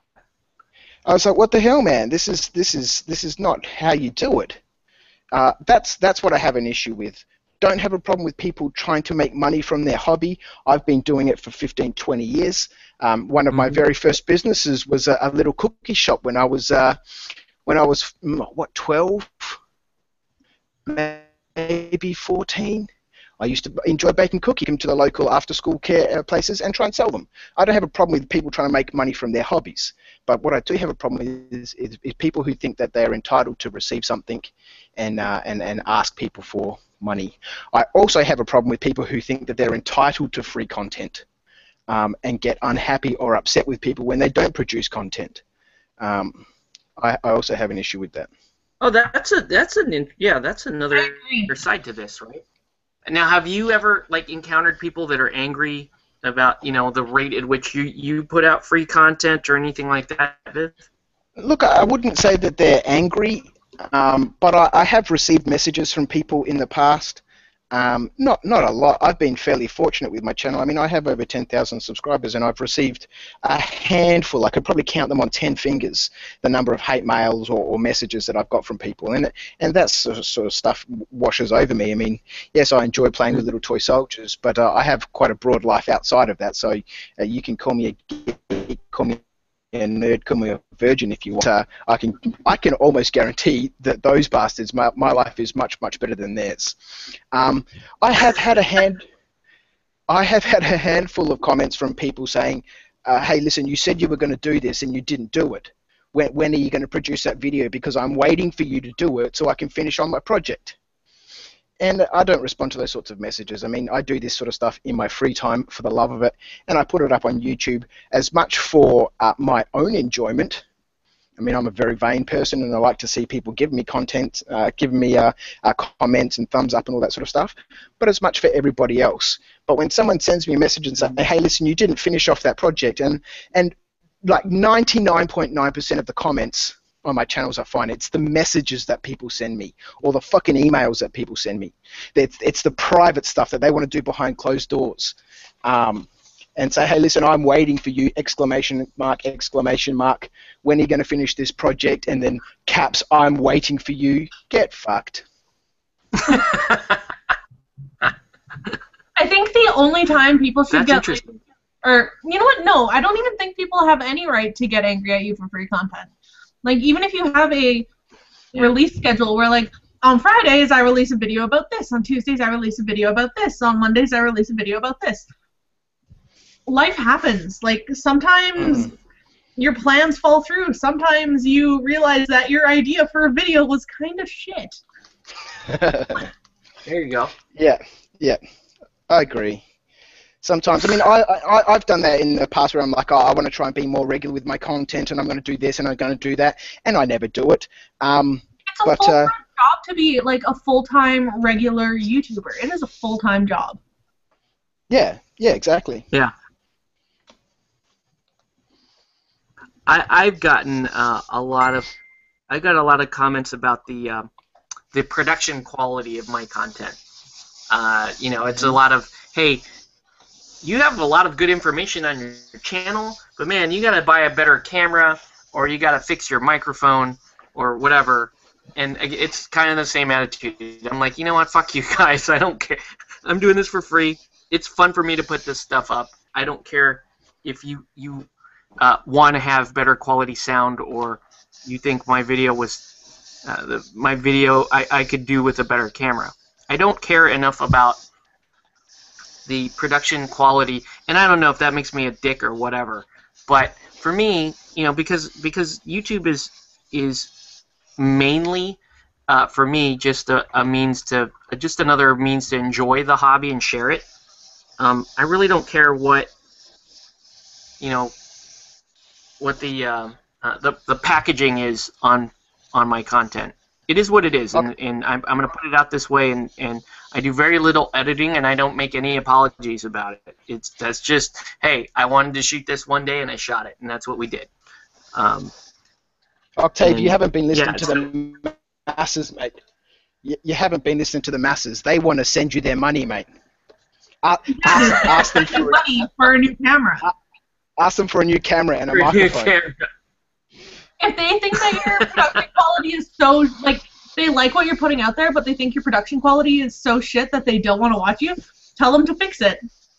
They will. Yeah, well, the internet has money. I guess, and they hate keeping it. So, but no, those are the comments that I get. I did get some, you know, my channel did switch its focus almost 2 years ago when I stopped putting out Malifaux videos, because it was primarily a Malifaux channel, and I got a little bit of hate over that.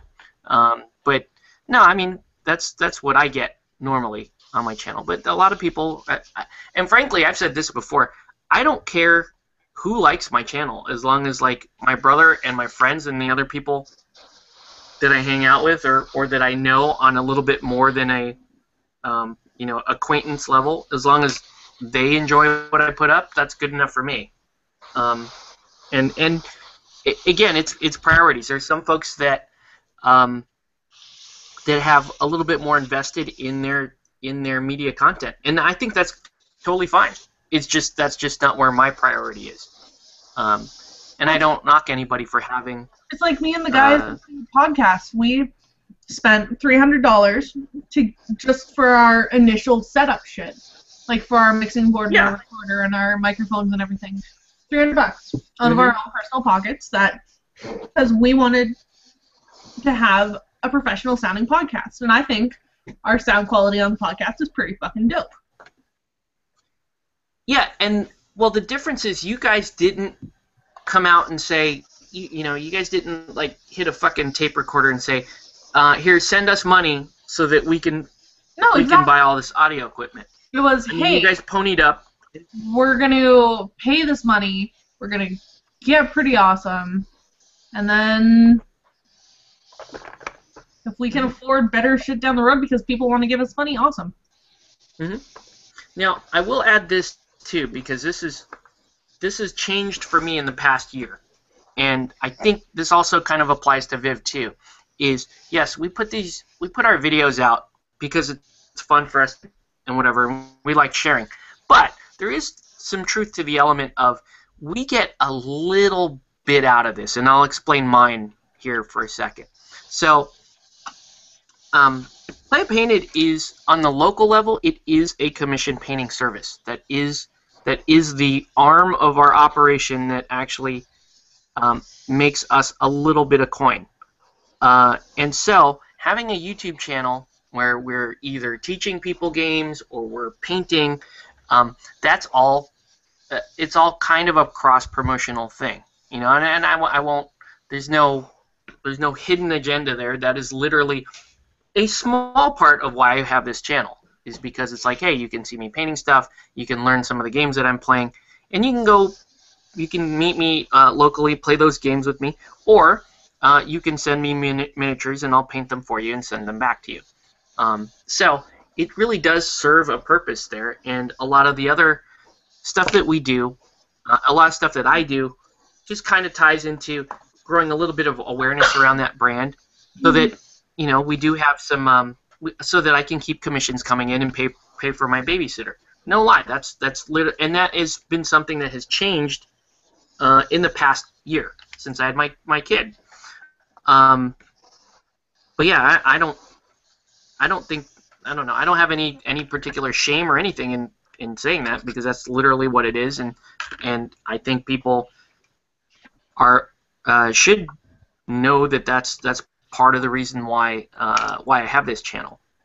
I know, Viv, you've shown some of the things that that you might be selling, or, you know, some of the products, Knights of Dice products, and I think that's fine also. I mean, there's a lot of, it's just not one long running commercial, if you know what I mean. Okay, guys, I'm sorry to leave. I have to go pick up Grayson from work. No worries. So if you're still on when I get back, I will hop on, but I don't know if you guys will be. Cool. Okay. So thanks for having me. All right, have a good one. Everybody go listen to the Total Command podcast and donate to my Extra Life, because Okay. he also gets you into octaves raffles, which is awesome. Yay. Okay, bye guys. See you, Joe. See ya.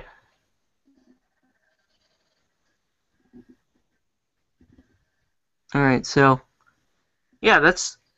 I mean, there's no big secret there. Like Viv was saying, there's some parts of this activity, some parts of this hobby that we do, and it nets us a little bit of money.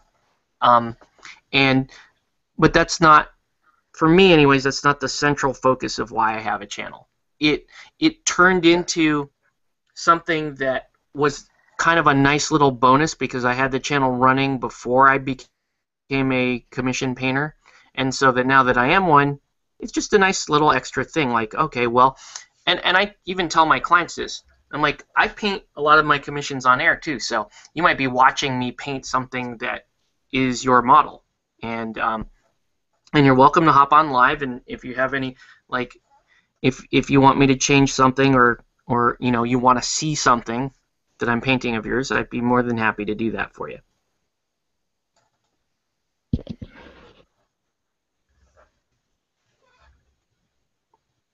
But yeah, I don't know. I just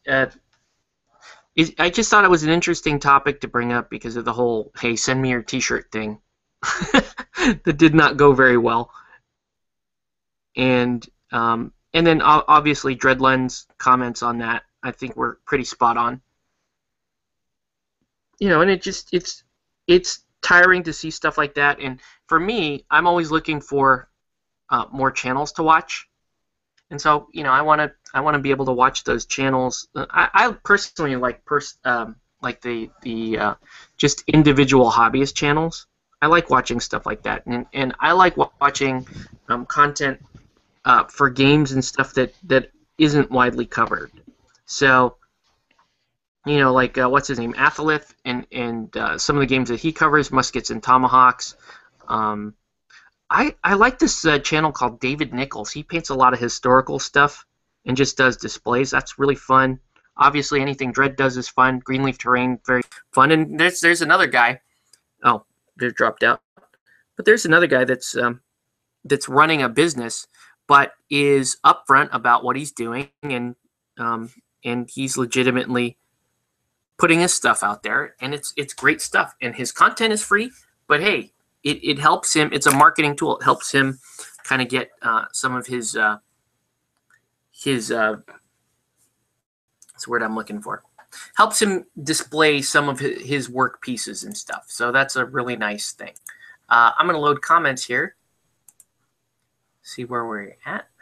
Fuck, am I back? Yeah, you're back. Bloody hell. Tell you what, this internet connection here is worse than fucking dial-up.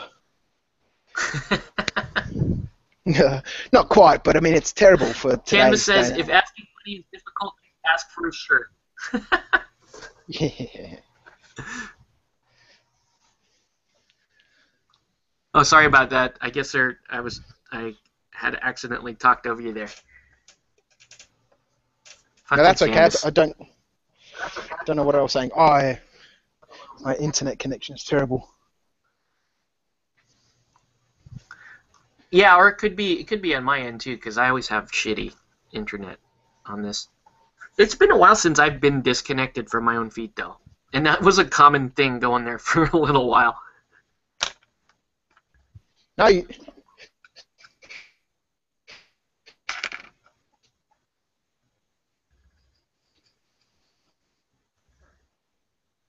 Uh-oh.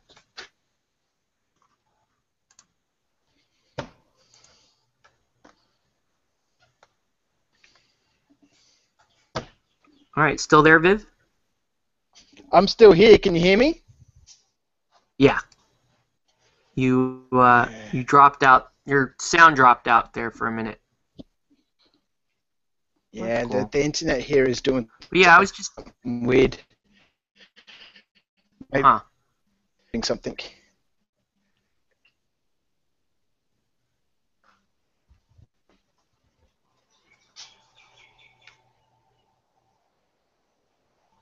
I don't know.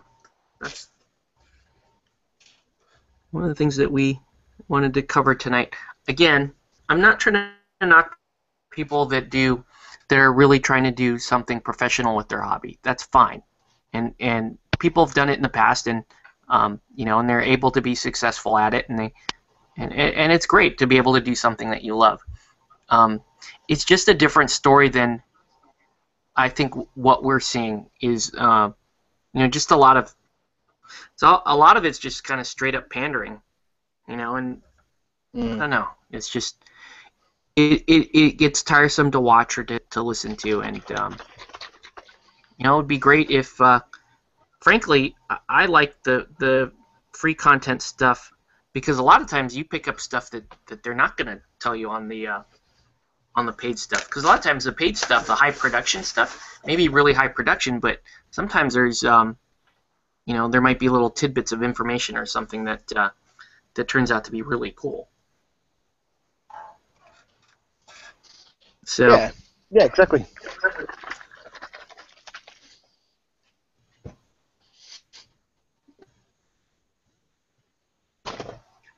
Right. Well,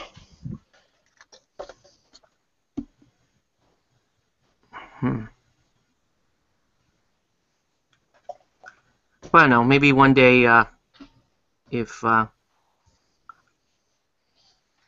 are making $1 million off of our painting toy soldiers, then maybe our attitudes will be a little bit different.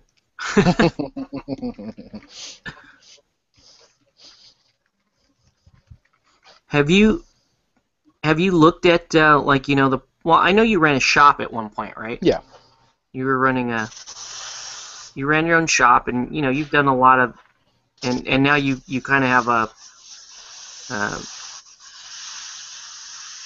you have your Knights of Dice business here. Is that really just is that going to be an online only, or are you going to do a brick and mortar for that, or?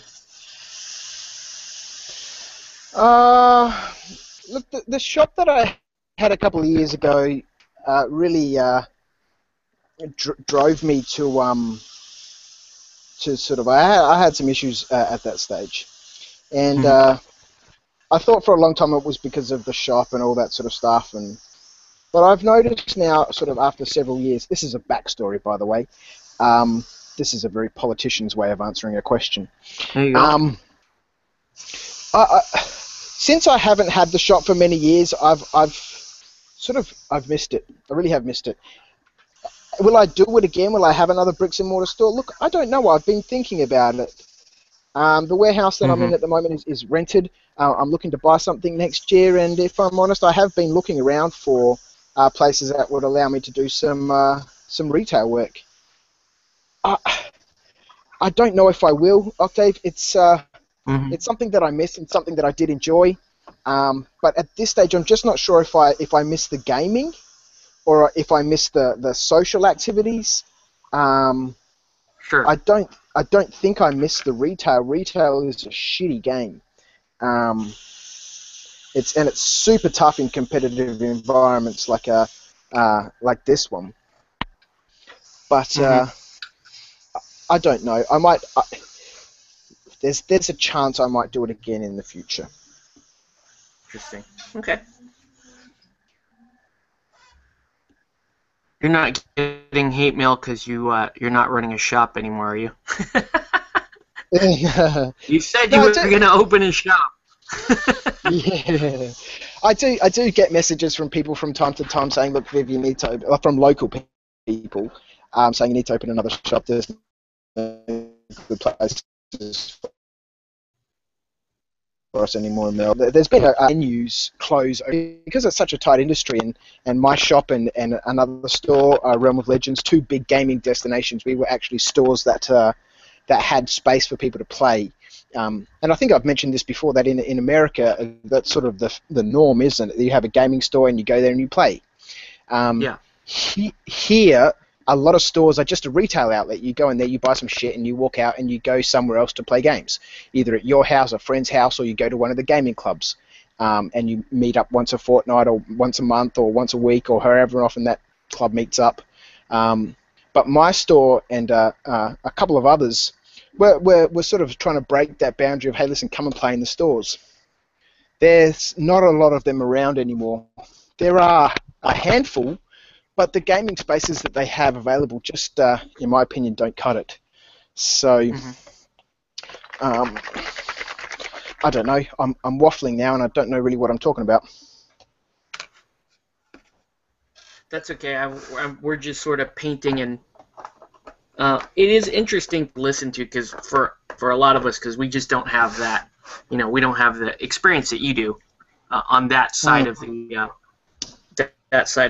the industry. It's interesting that you mentioned that. I mean, because I see people and hear people say all the time, "Oh, I want to open a gaming store," and people do send me messages. I probably get maybe 2 or 3 a month saying, "Viv, I'm opening up a game store. I want to open a game store. Have you got any advice? Can you tell me about this, etc., etc., etc." And I think some of those people are genuinely going to go for it, but I think a lot of people out there don't really understand what's involved and how hard it can be, not just financially, but emotionally, physically, the amount of effort and work you need to put in to actually get things growing. When I closed my old shop, I'd been running for 2.5 years, and I just started to break even, and then I had to close it because of some mental health issues that I had. But it took 2.5 years to build it to the point where I was just starting to break even. We must have dropped 120 grand into that shop, and it took a long time. Lot of work, 7 days a week, just me. People expecting you to be open at 9 o'clock when they finish work, or 8 o'clock in the morning when they're going to work. Or it's tough. It's really tough. So I know I don't miss that part of it, but I miss. Sorry, go ahead. Oh no, that's okay. Just.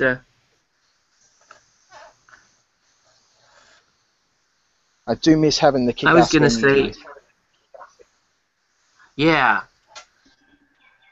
Yeah, and I think it's the funny, it's kind of a funny and sad truth about the gaming community, right? Because, okay, so, and this might apply a little bit more over here, but your typical miniature gamer here, a lot of them don't like to buy in their stores because and because they're trying to save money or whatever, they can get stuff on eBay.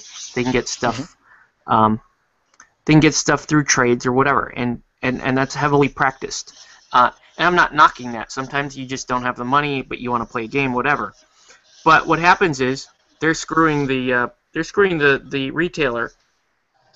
And in the States, when you're doing that, you're basically shitting on the person who's giving you a place to game. Yeah. And it's kind of just fact here that like we show up to these gaming stores, and a lot of us won't drop a dime in that store, and then when they finally close because they weren't able to keep up with sales, then we get mad about it and like, oh, I can't believe that the shop is closing. What am I going to do now? So we get a lot of that too. I would say in the past, we'll say the past 3 years, in this area, in about we'll call it a 30, no, we got to call it a 40-mile radius from me. We've had 2 shops open and 4 closed. And of those 4, 2 of them were the 2 shops that had opened. So we've had shops that go that try to make it to 2 years or 3 years and then they're out. And that seems to be a pretty common thing. The shops that stick around are usually the ones that have weathered the first 5-year storm, and they've got a patronage, or they supplement somehow. They might supplement through online sales, and so the established stores are okay, but we lose a lot of stores in the first 3 years. Have you noticed those stores? I don't know if you've been to them, but here, let me explain it this way. Here, I've noticed a significant difference between stores like mine that specialised in miniature games only, and those stores that sell some miniatures but specialise in card games. Have you noticed if those stores that have closed, have they been miniature stores, or have they sort of covered a wider range of card games and board games? Or? Well, let's see. Of the 4 that closed, 3 of them were dedicated miniature RPG stores. So 3 in on miniature games and RPGs. And then the 4th store, I believe, kind of ran a balance of... No, actually, the 4th store was more of a... like a card game type store that offered miniature gaming. So that's interesting because it's miniature gaming, and you guys we were talking about this before when we were talking about the size of markets and all that sort of stuff, and millions of people watching videos about gaming online or PC gaming or console gaming. The numbers of people that play Magic the Gathering here, I mean, we have stores in town that have been around for years that just sell Magic the Gathering. That's all they sell. Right. Mm-hmm. Staff in the store just from card games. Mm-hmm. Yeah, in fact, within that period, the one store, that 4-year period, the one store that was able to hang out was a store that is mostly an online, CCG dealer. So they have an online store where they do a lot of card selling. Mm-hmm. Then, and they were really realistic. I know the owners, and the owners were like, okay, the first couple of years, they were like, oh yeah, we know we're not going to turn a profit out of this store. It's going to be our online store, their online business, which had been running for, I want to say five or more years.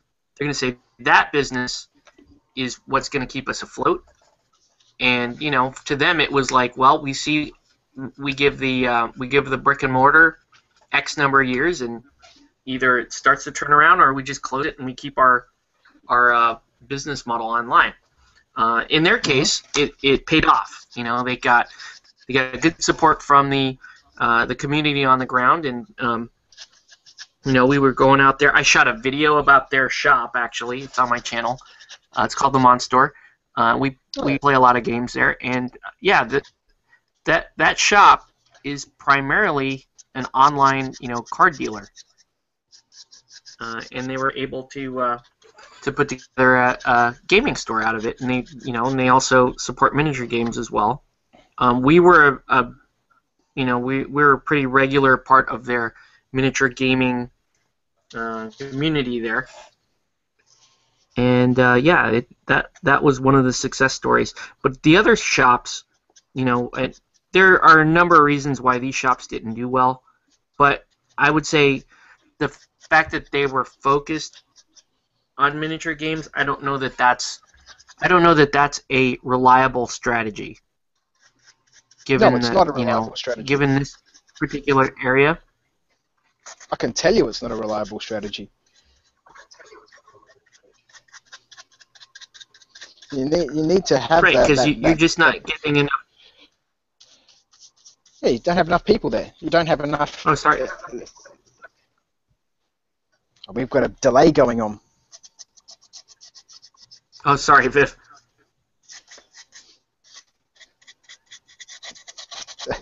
That's okay, mate. I was just going to say that you need to have a healthy balance between varied interests, because there's just not enough miniature gamers out there. And those that are out there, as you mentioned, the veterans are looking for the bargains. There's people looking for the cheaper deals online, and it's very hard to compete with a bricks and mortar store where you have overheads and all that sort of stuff, or additional overheads that an online seller doesn't have, especially if it's just some people running out of a storage unit or something like that. It's hard. You just can't do it. So you need to have that wider selection of games, a good healthy selection of board games, good healthy selection of card games.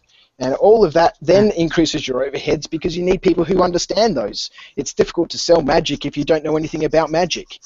Right. My LGS is successful because it's primarily a comic book store. Mm-hmm. Yep. And they have a loyal patronage of people that come in to get their comics at that shop. And they have a couple locations. In fact, in the other location is just a comic book shop. So what's interesting is the owner loves miniature games, and he made a conscious effort to continue to carry them and stock them, and that's one of the reasons why my LGS has a stupidly wide variety of miniature games, and the owner that isn't terribly broken up that, and not all of them are selling well. He just accepted that he likes miniature games and wants to carry harder to find games or systems, and he can handle having that product sit on the shelf there, because that he makes his primary money off of the comic book side. Mm-hmm. Yep.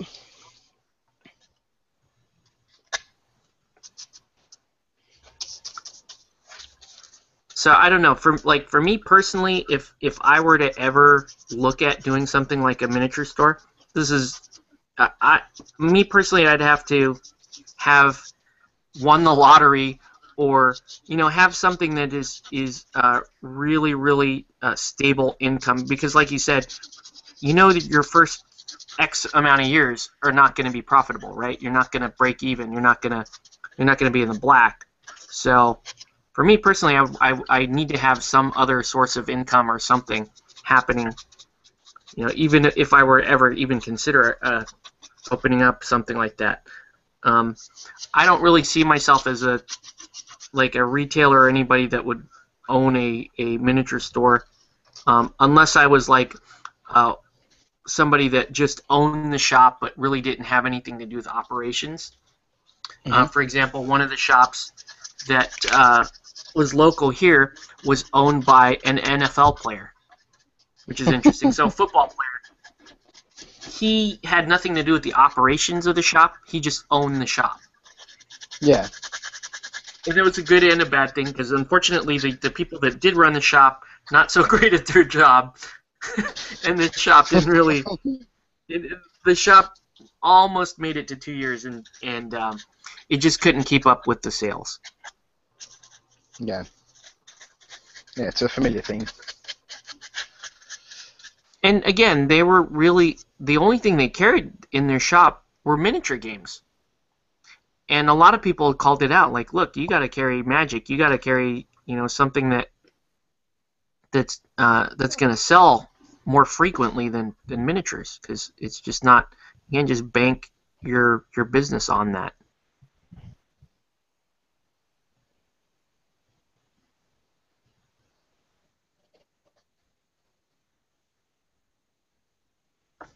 I dropped out again. Oh, you did? Ah. Well, that's annoying. Okay. So little Zaneta here is moving along. She's a little more Morrigan looking. Pretty cool. Let's paint in some yellow. Almost done.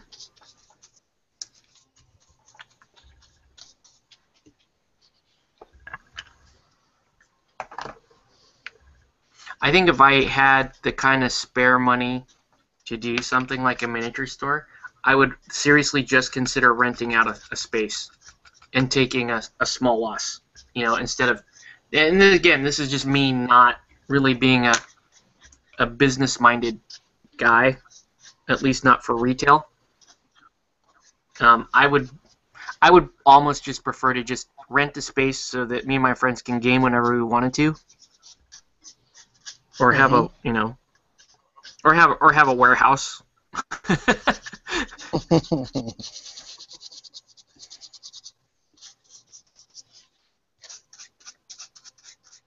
I think that's the biggest thing that I'm missing.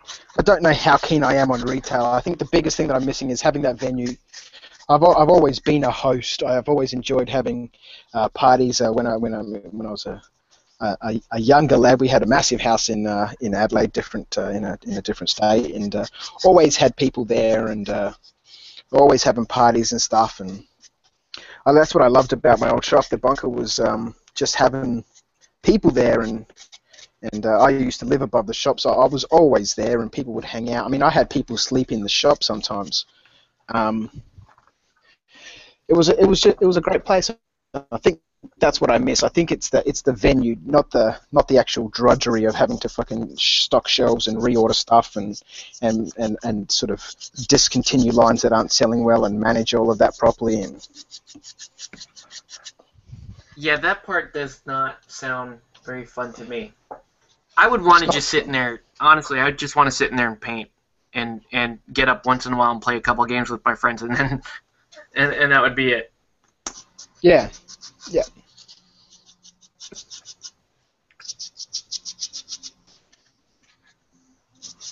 All right, so let's load comments, see if people have any thoughts on the last bit of babble that we had here. Yeah, like a couple of topics just kind of rolling into each other there.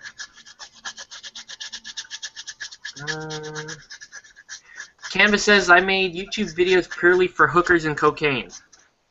I believe it.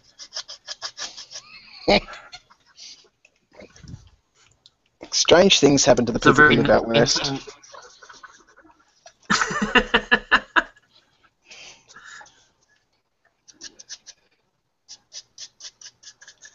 When people say hookers and cocaine, I immediately think of like the 80s, like some yuppie, just trying to make money and just spends it on hookers and cocaine.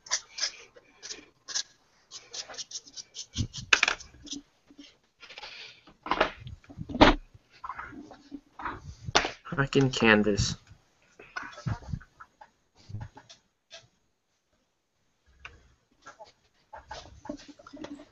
Alright.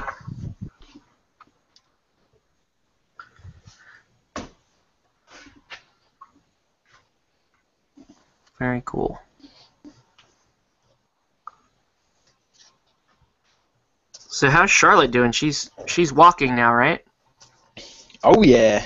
Yeah, she's walking everywhere. 95% of her time is spent walking around. In fact, I don't think I've seen her crawl in the last week. Yeah, she's good. She'll be 1 in a couple of weeks, and Nice. she's had a terrible runny nose for about a month, and it just wasn't clearing up. But that's looking like it's been on the mend. So haven't had to buy a box of tissues for about a week, which has been good. She's great. Everybody's really well here. That's good. Yeah, my kid is still in the cruising phase. Mm-hmm. He's not ready. He's not ready to walk just yet. But he's got his little walker, and he pushes that all over the place, and he's very, very mobile, but not yet walking. Yeah, see, one of Charlotte's cousins, he's a couple of months older than she is, and he's only just started walking. And someone mentioned to me that girls develop faster than boys do, but I don't know, maybe that's got something to do with it. Yeah, my wife said that to me. And I'm like, okay, I'll just take your word for it. I don't know if that's true or not. Sure, why not?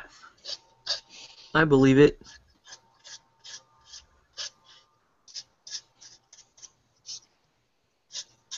I put a picture up on Facebook a couple of weeks ago. She was sitting down playing with some miscasts I had hanging around in a box of metal miscasts. And she loved it. She was chucking them around everywhere and stacking them back up in the bowl and then throwing them everywhere. And I thought, yep, brilliant. We'll get her acclimatized to them. We were I was on the table or the computer table, and she'd knock them back down, and then she started picking them back up and trying to stand them up on their little bases. And I thought, yes, we've got a gamer here. Now, how's your wife feel about that? Is she happy with if Charlotte does take to wanting to do gaming? Does your wife consider that a plus, a minus?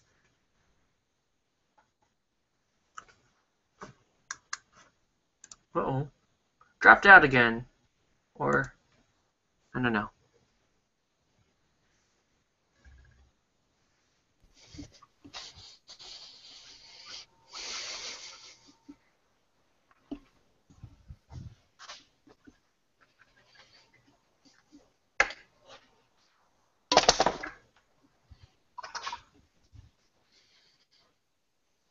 All right.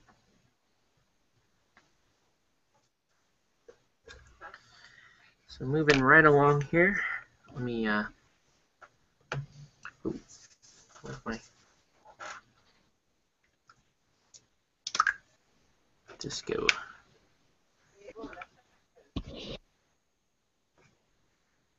drop a little wash there. So yeah, almost done with this model. This was a fun one. Pretty simple model to paint here. I've got to head off, Octave. Yep. Cool. Well, thanks for It's been hopping a pleasure on. having a chat. Yeah. Very cool. I'm just gonna hang out and finish this because I'm that close to finishing it, and we'll call it. Cool. Plug away. All right, mate. I'll chat to you soon. All right. Talk to you soon. See ya. Bye. Bye. All right.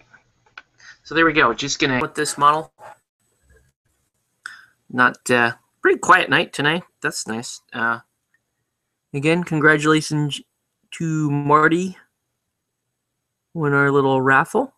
Ernie, I gotta get you your boosts. I may just go drop it off at Monster or GMI, wherever you're doing most of your gaming these days. Yeah, just gonna put a little bit of shadow in here.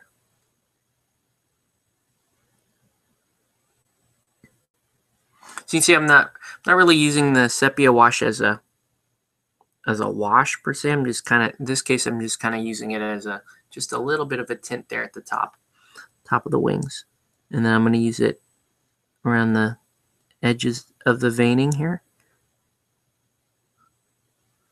There we go. Just to give it's actually just a little bit of shadow underneath. It's looking pretty good. You can see the work there on the braid. You got Hey by Johnson Graham. What's up, Johnson Graham? Thanks for watching the show here. Just doing a little painting. So, okay. So here we go. I'm going to, oh, I forgot.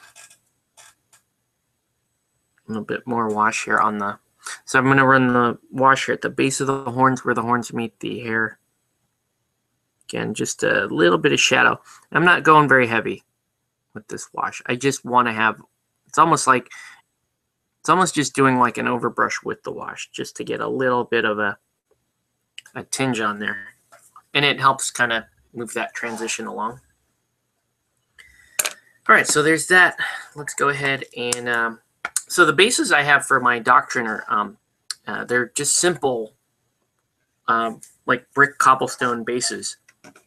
So the base is going to be kind of boring, unfortunately, but at least it will match everything else. And how I do that is I go mostly saddle brown here, and I'll add just a drop of red, just to give it kind of a brick red color. So we'll do that. I actually should have done that a couple steps ago because I won't be able to wash this for a little while. Because you got to let this layer dry. And saddle brown, for some reason, is a slow drying color. Just not sure what's up with that. Even if I brush it on real thin and I do a couple of layers, it still takes a little bit longer for this to dry. You can see the brick red color happening there.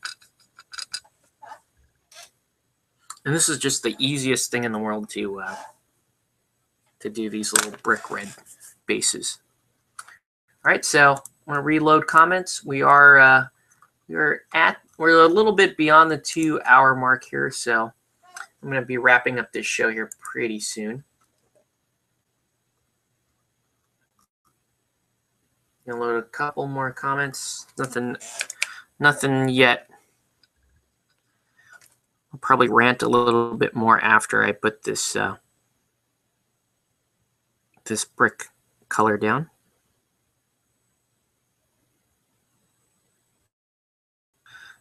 So yeah, I mean, YouTube and the online gaming community, it can get online tabletop miniature community, I should say. I know that a lot of this applies to the video game community as well.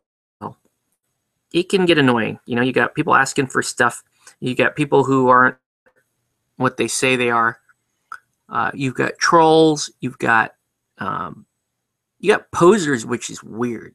One day, somebody will be able to explain to me why you would ever pose and lie about being a miniature wargamer. I've seen people lie about not being a miniature wargamer because, you know, they're embarrassed or whatever. But I don't understand why you would lie, you know, to get a couple of subs to your YouTube channel or to get some form of adoration in a Facebook group to say you're a ninja or you're a community leader or, you know, you're a war gamer, when in fact none of those apply. I just don't get it.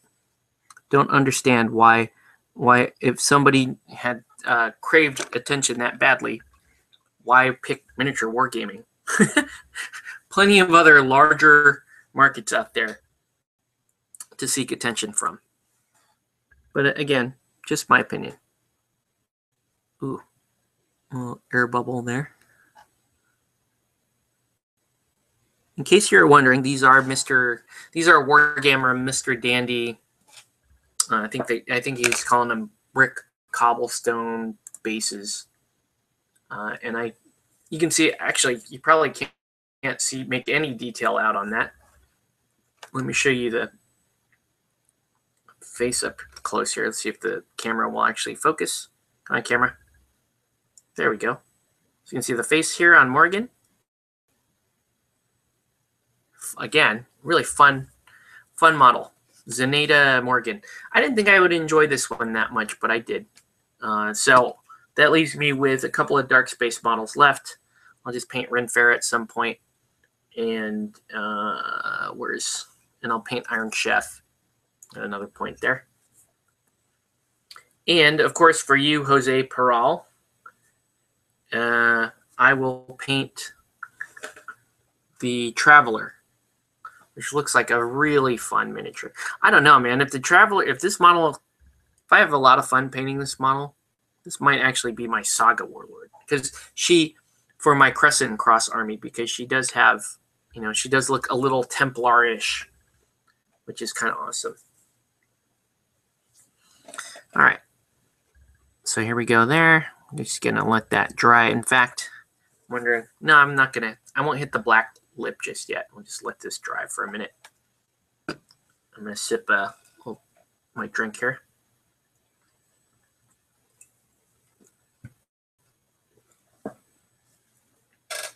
So for those of you guys tuning in late, once again, welcome to Play It Panda Live. If you're interested in the auction stuff, Marty won the Steelsoul Keg Protector, and now this week we are auctioning off, or we're raffling off, this limited edition Saga Warlord.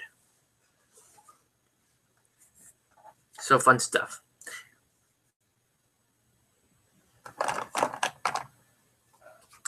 All right. So yeah, more on October 25th. That is going to be a Relic Knights tournament. Again, this is for Extra Life, so please donate to Extra Life. Paint It on Extra Life. And like Jill was saying, if you donate to anybody on Play It Painted, you can be entered in these weekly online raffles. However, if you want to be in the Tier 2, Tier 3 raffles and the in-person stuff, you do actually have to donate to myself, because those are the perks of donating specifically to me, because each one of us has to have our own little perks for that. So, okay. What else am I missing here? I think that's it. I mean, I don't even know. I may just close the feed here. I'll load comments one more time and close the feed, and then snap a photo of this in a few minutes here when this is dry. Or I don't know. We'll let this go a little bit longer. Why not? Because I gotta wait here to put it down, and then we'll finish painting it, and then I'll take a picture of it. So, very fun model. I was pretty impressed by that. Let's look at some. For those of you who play Relic Knights, let's look at some Dark Space Zenaida statistics. Okay, so I have her card up here. All right, so Dark Space Zenaida, 13-point model.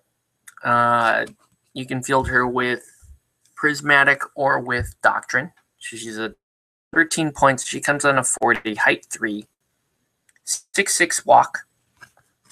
And then her stats are really nothing to write home about. 2/2 melee, 1/3 range, 4/4 psychic. That is something to write home about. No armor, 4 held slots, and 3, 6, 9, 12, 15 health boxes.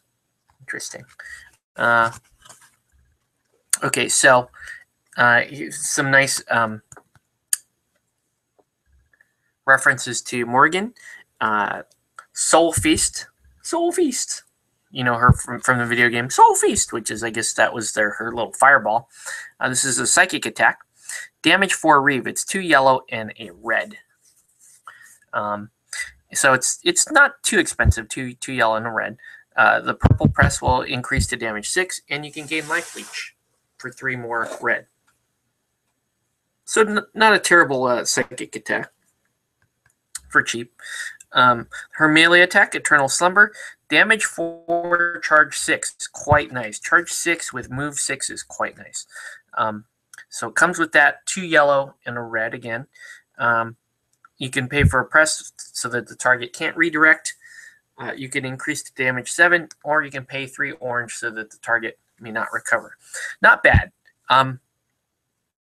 This is a fun one to put you into combat with squads. Maybe you would, low wound squad. A couple of models doing this, especially if you press to damage 7, and you're going to gain the charge on it. No, I'll notice there's no overpower attack here, or no overcharge attack. That's kind of concerning for a 13-point model to not have an overcharge attack. That said, you have a nice redirect here for cheap, 2 red, 2 yellow for a Darkness Illusion redirect. And this redirect can be used on any type of attack, which is nice. You can go 3-1 to press to redirect to any enemy unit in line of sight instead of the regular friendly unit. And you can spend 3 orange to gain overcharge. So she does have an overcharge defense. She just doesn't have an overcharge attack. Abilities, she's an Essence Master, which is nice. So she gets all those yellow card abilities and an Entropy Initiate. So, pretty cool model. I don't think she had Fly. Let's check again, sorry. Yeah, no Fly. Kind of sucks because she does have the wings.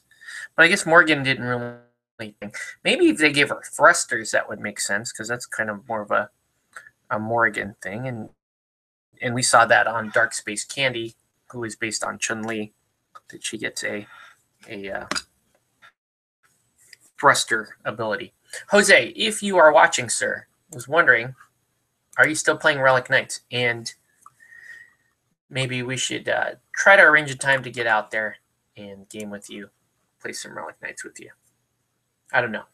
Answer in the comments if you can. I know there's only a couple people watching now. Most people have gone to bed. It is getting pretty late. All right, so now, yeah, still quite wet here on this. I'm actually going to, I'm just going to dry this out a little bit. I'm just going to dab some of that paint, move it around. Because of the cracks in the in between,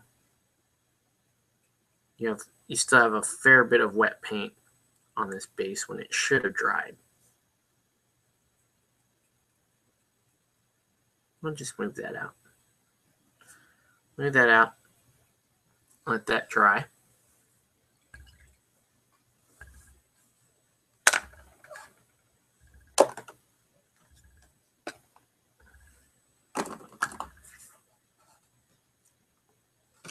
Do a quick dry brush of the yellow ochre on the bell. Because why not? We got time. Not really a dry brush, more of an over brush. Just to restore that golden color to it. There we go. Now you can see I use that like yellow ochre gold type non-metallic gold a lot. Here's a Gotts von Berlichingen that I painted a few weeks ago. Still here on my desk because I've got to put him in my Eldorado case here. But you can see he's rocking gold armor here. It's just there we go. But there you go, gold armor, but it's all non-metallic. Most of the time, Eldorado miniatures, people they're realistic looking, so people go with metallics. But I wanted to do something a little bit different with mine. So mine, I don't use metallics on my Eldorado miniatures. So we got that going on. We got here's just another while we're waiting. Painted this one a while back on the show. This is a limited edition Sophia model from Reaper. You can see the transition on the swords suck. I need to fix that. Kind of an eyesore. Okay, so just about ready here to wash. I'm just going to do the one wash and we'll be good to go. Would have been nice if I pulled the wash out that I was going to use. That's okay.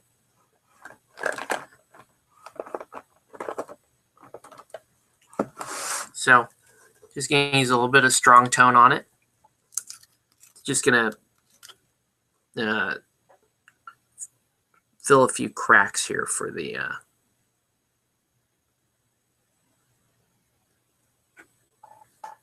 for that. And then a quick dry brush. So I'm going to give it a wash.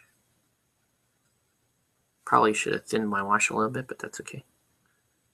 Just go kind of heavy.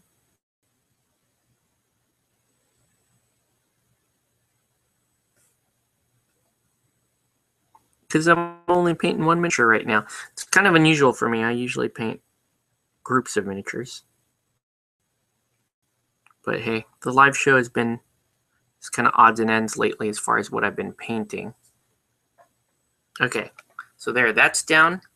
Now, I'm just going to paint the lip black, and I might come back and hit the brick cobblestone here with a highlight, but it's not an urgent thing.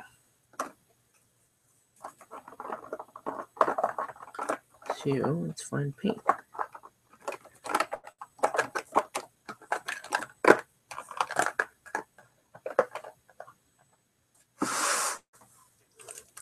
Here we go.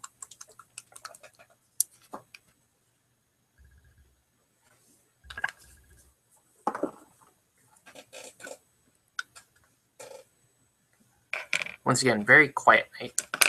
Pretty good though. I like talking to Viv because he has some different perspective on stuff, and I always appreciate what he has to say. It's expecting, because hanging out here, you know, you can kind of tell what people are gonna say. Well, you know, a lot of the local guys, the guys I typically game with, and it's probably because I know them well, but it's always nice to have a fresh perspective on some of these topics that we like to discuss on the show. Overall, had fun with this one. And I thought I was a little bit burned out on painting up some of this Relic Knights because it's been so many weeks in a row that I've been painting Relic Knights. But no, quite fun.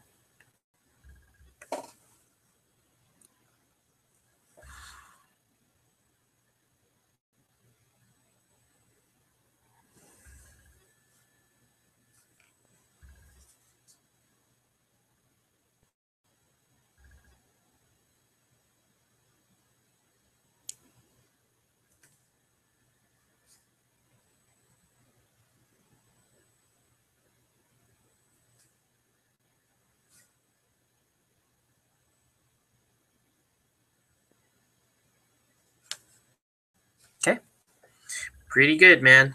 I think that's it. So with that, we're going to go ahead and end our broadcast. Want to watching. Thanks, Viv and Jill, for hopping on. If you guys have any last comments here, I'm going to load comments one more.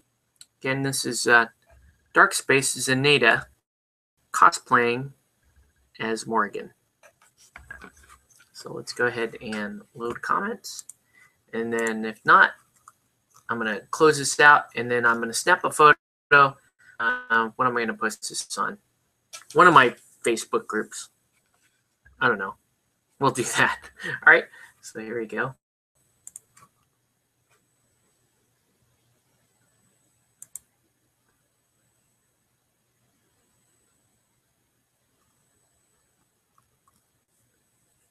No, that should be it for comments.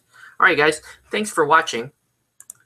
And, a couple of quick channel updates. Yes, I am working on the rest of the Introduction to Relic Knight series. It has to do with the delays have to do with some Skype issues I was having, because I want this series to be a little bit more interactive.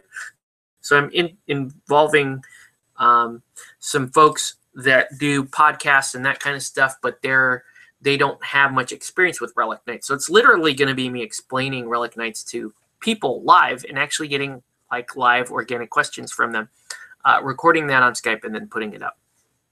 So that's really the only delay there. The series, I mean, as far as teaching Relic Knights, I do it all the time. So it's not, you know, I don't have to sit down and write anything. It's just, here's the sections and here's what we're going to go over. So we got that going on. I need to paint some more Eldorado and or put together another video for that. And otherwise, Extra Life, you heard Jill plug the shit out of that. So give to her or to me or to Extra Life in general. Even if you don't like either of us, you can donate to that because it's a good cause and you should do it anyway. So yeah, that's going on. And yeah, that's it, man. Have a good night, guys, and we will catch you on the next one.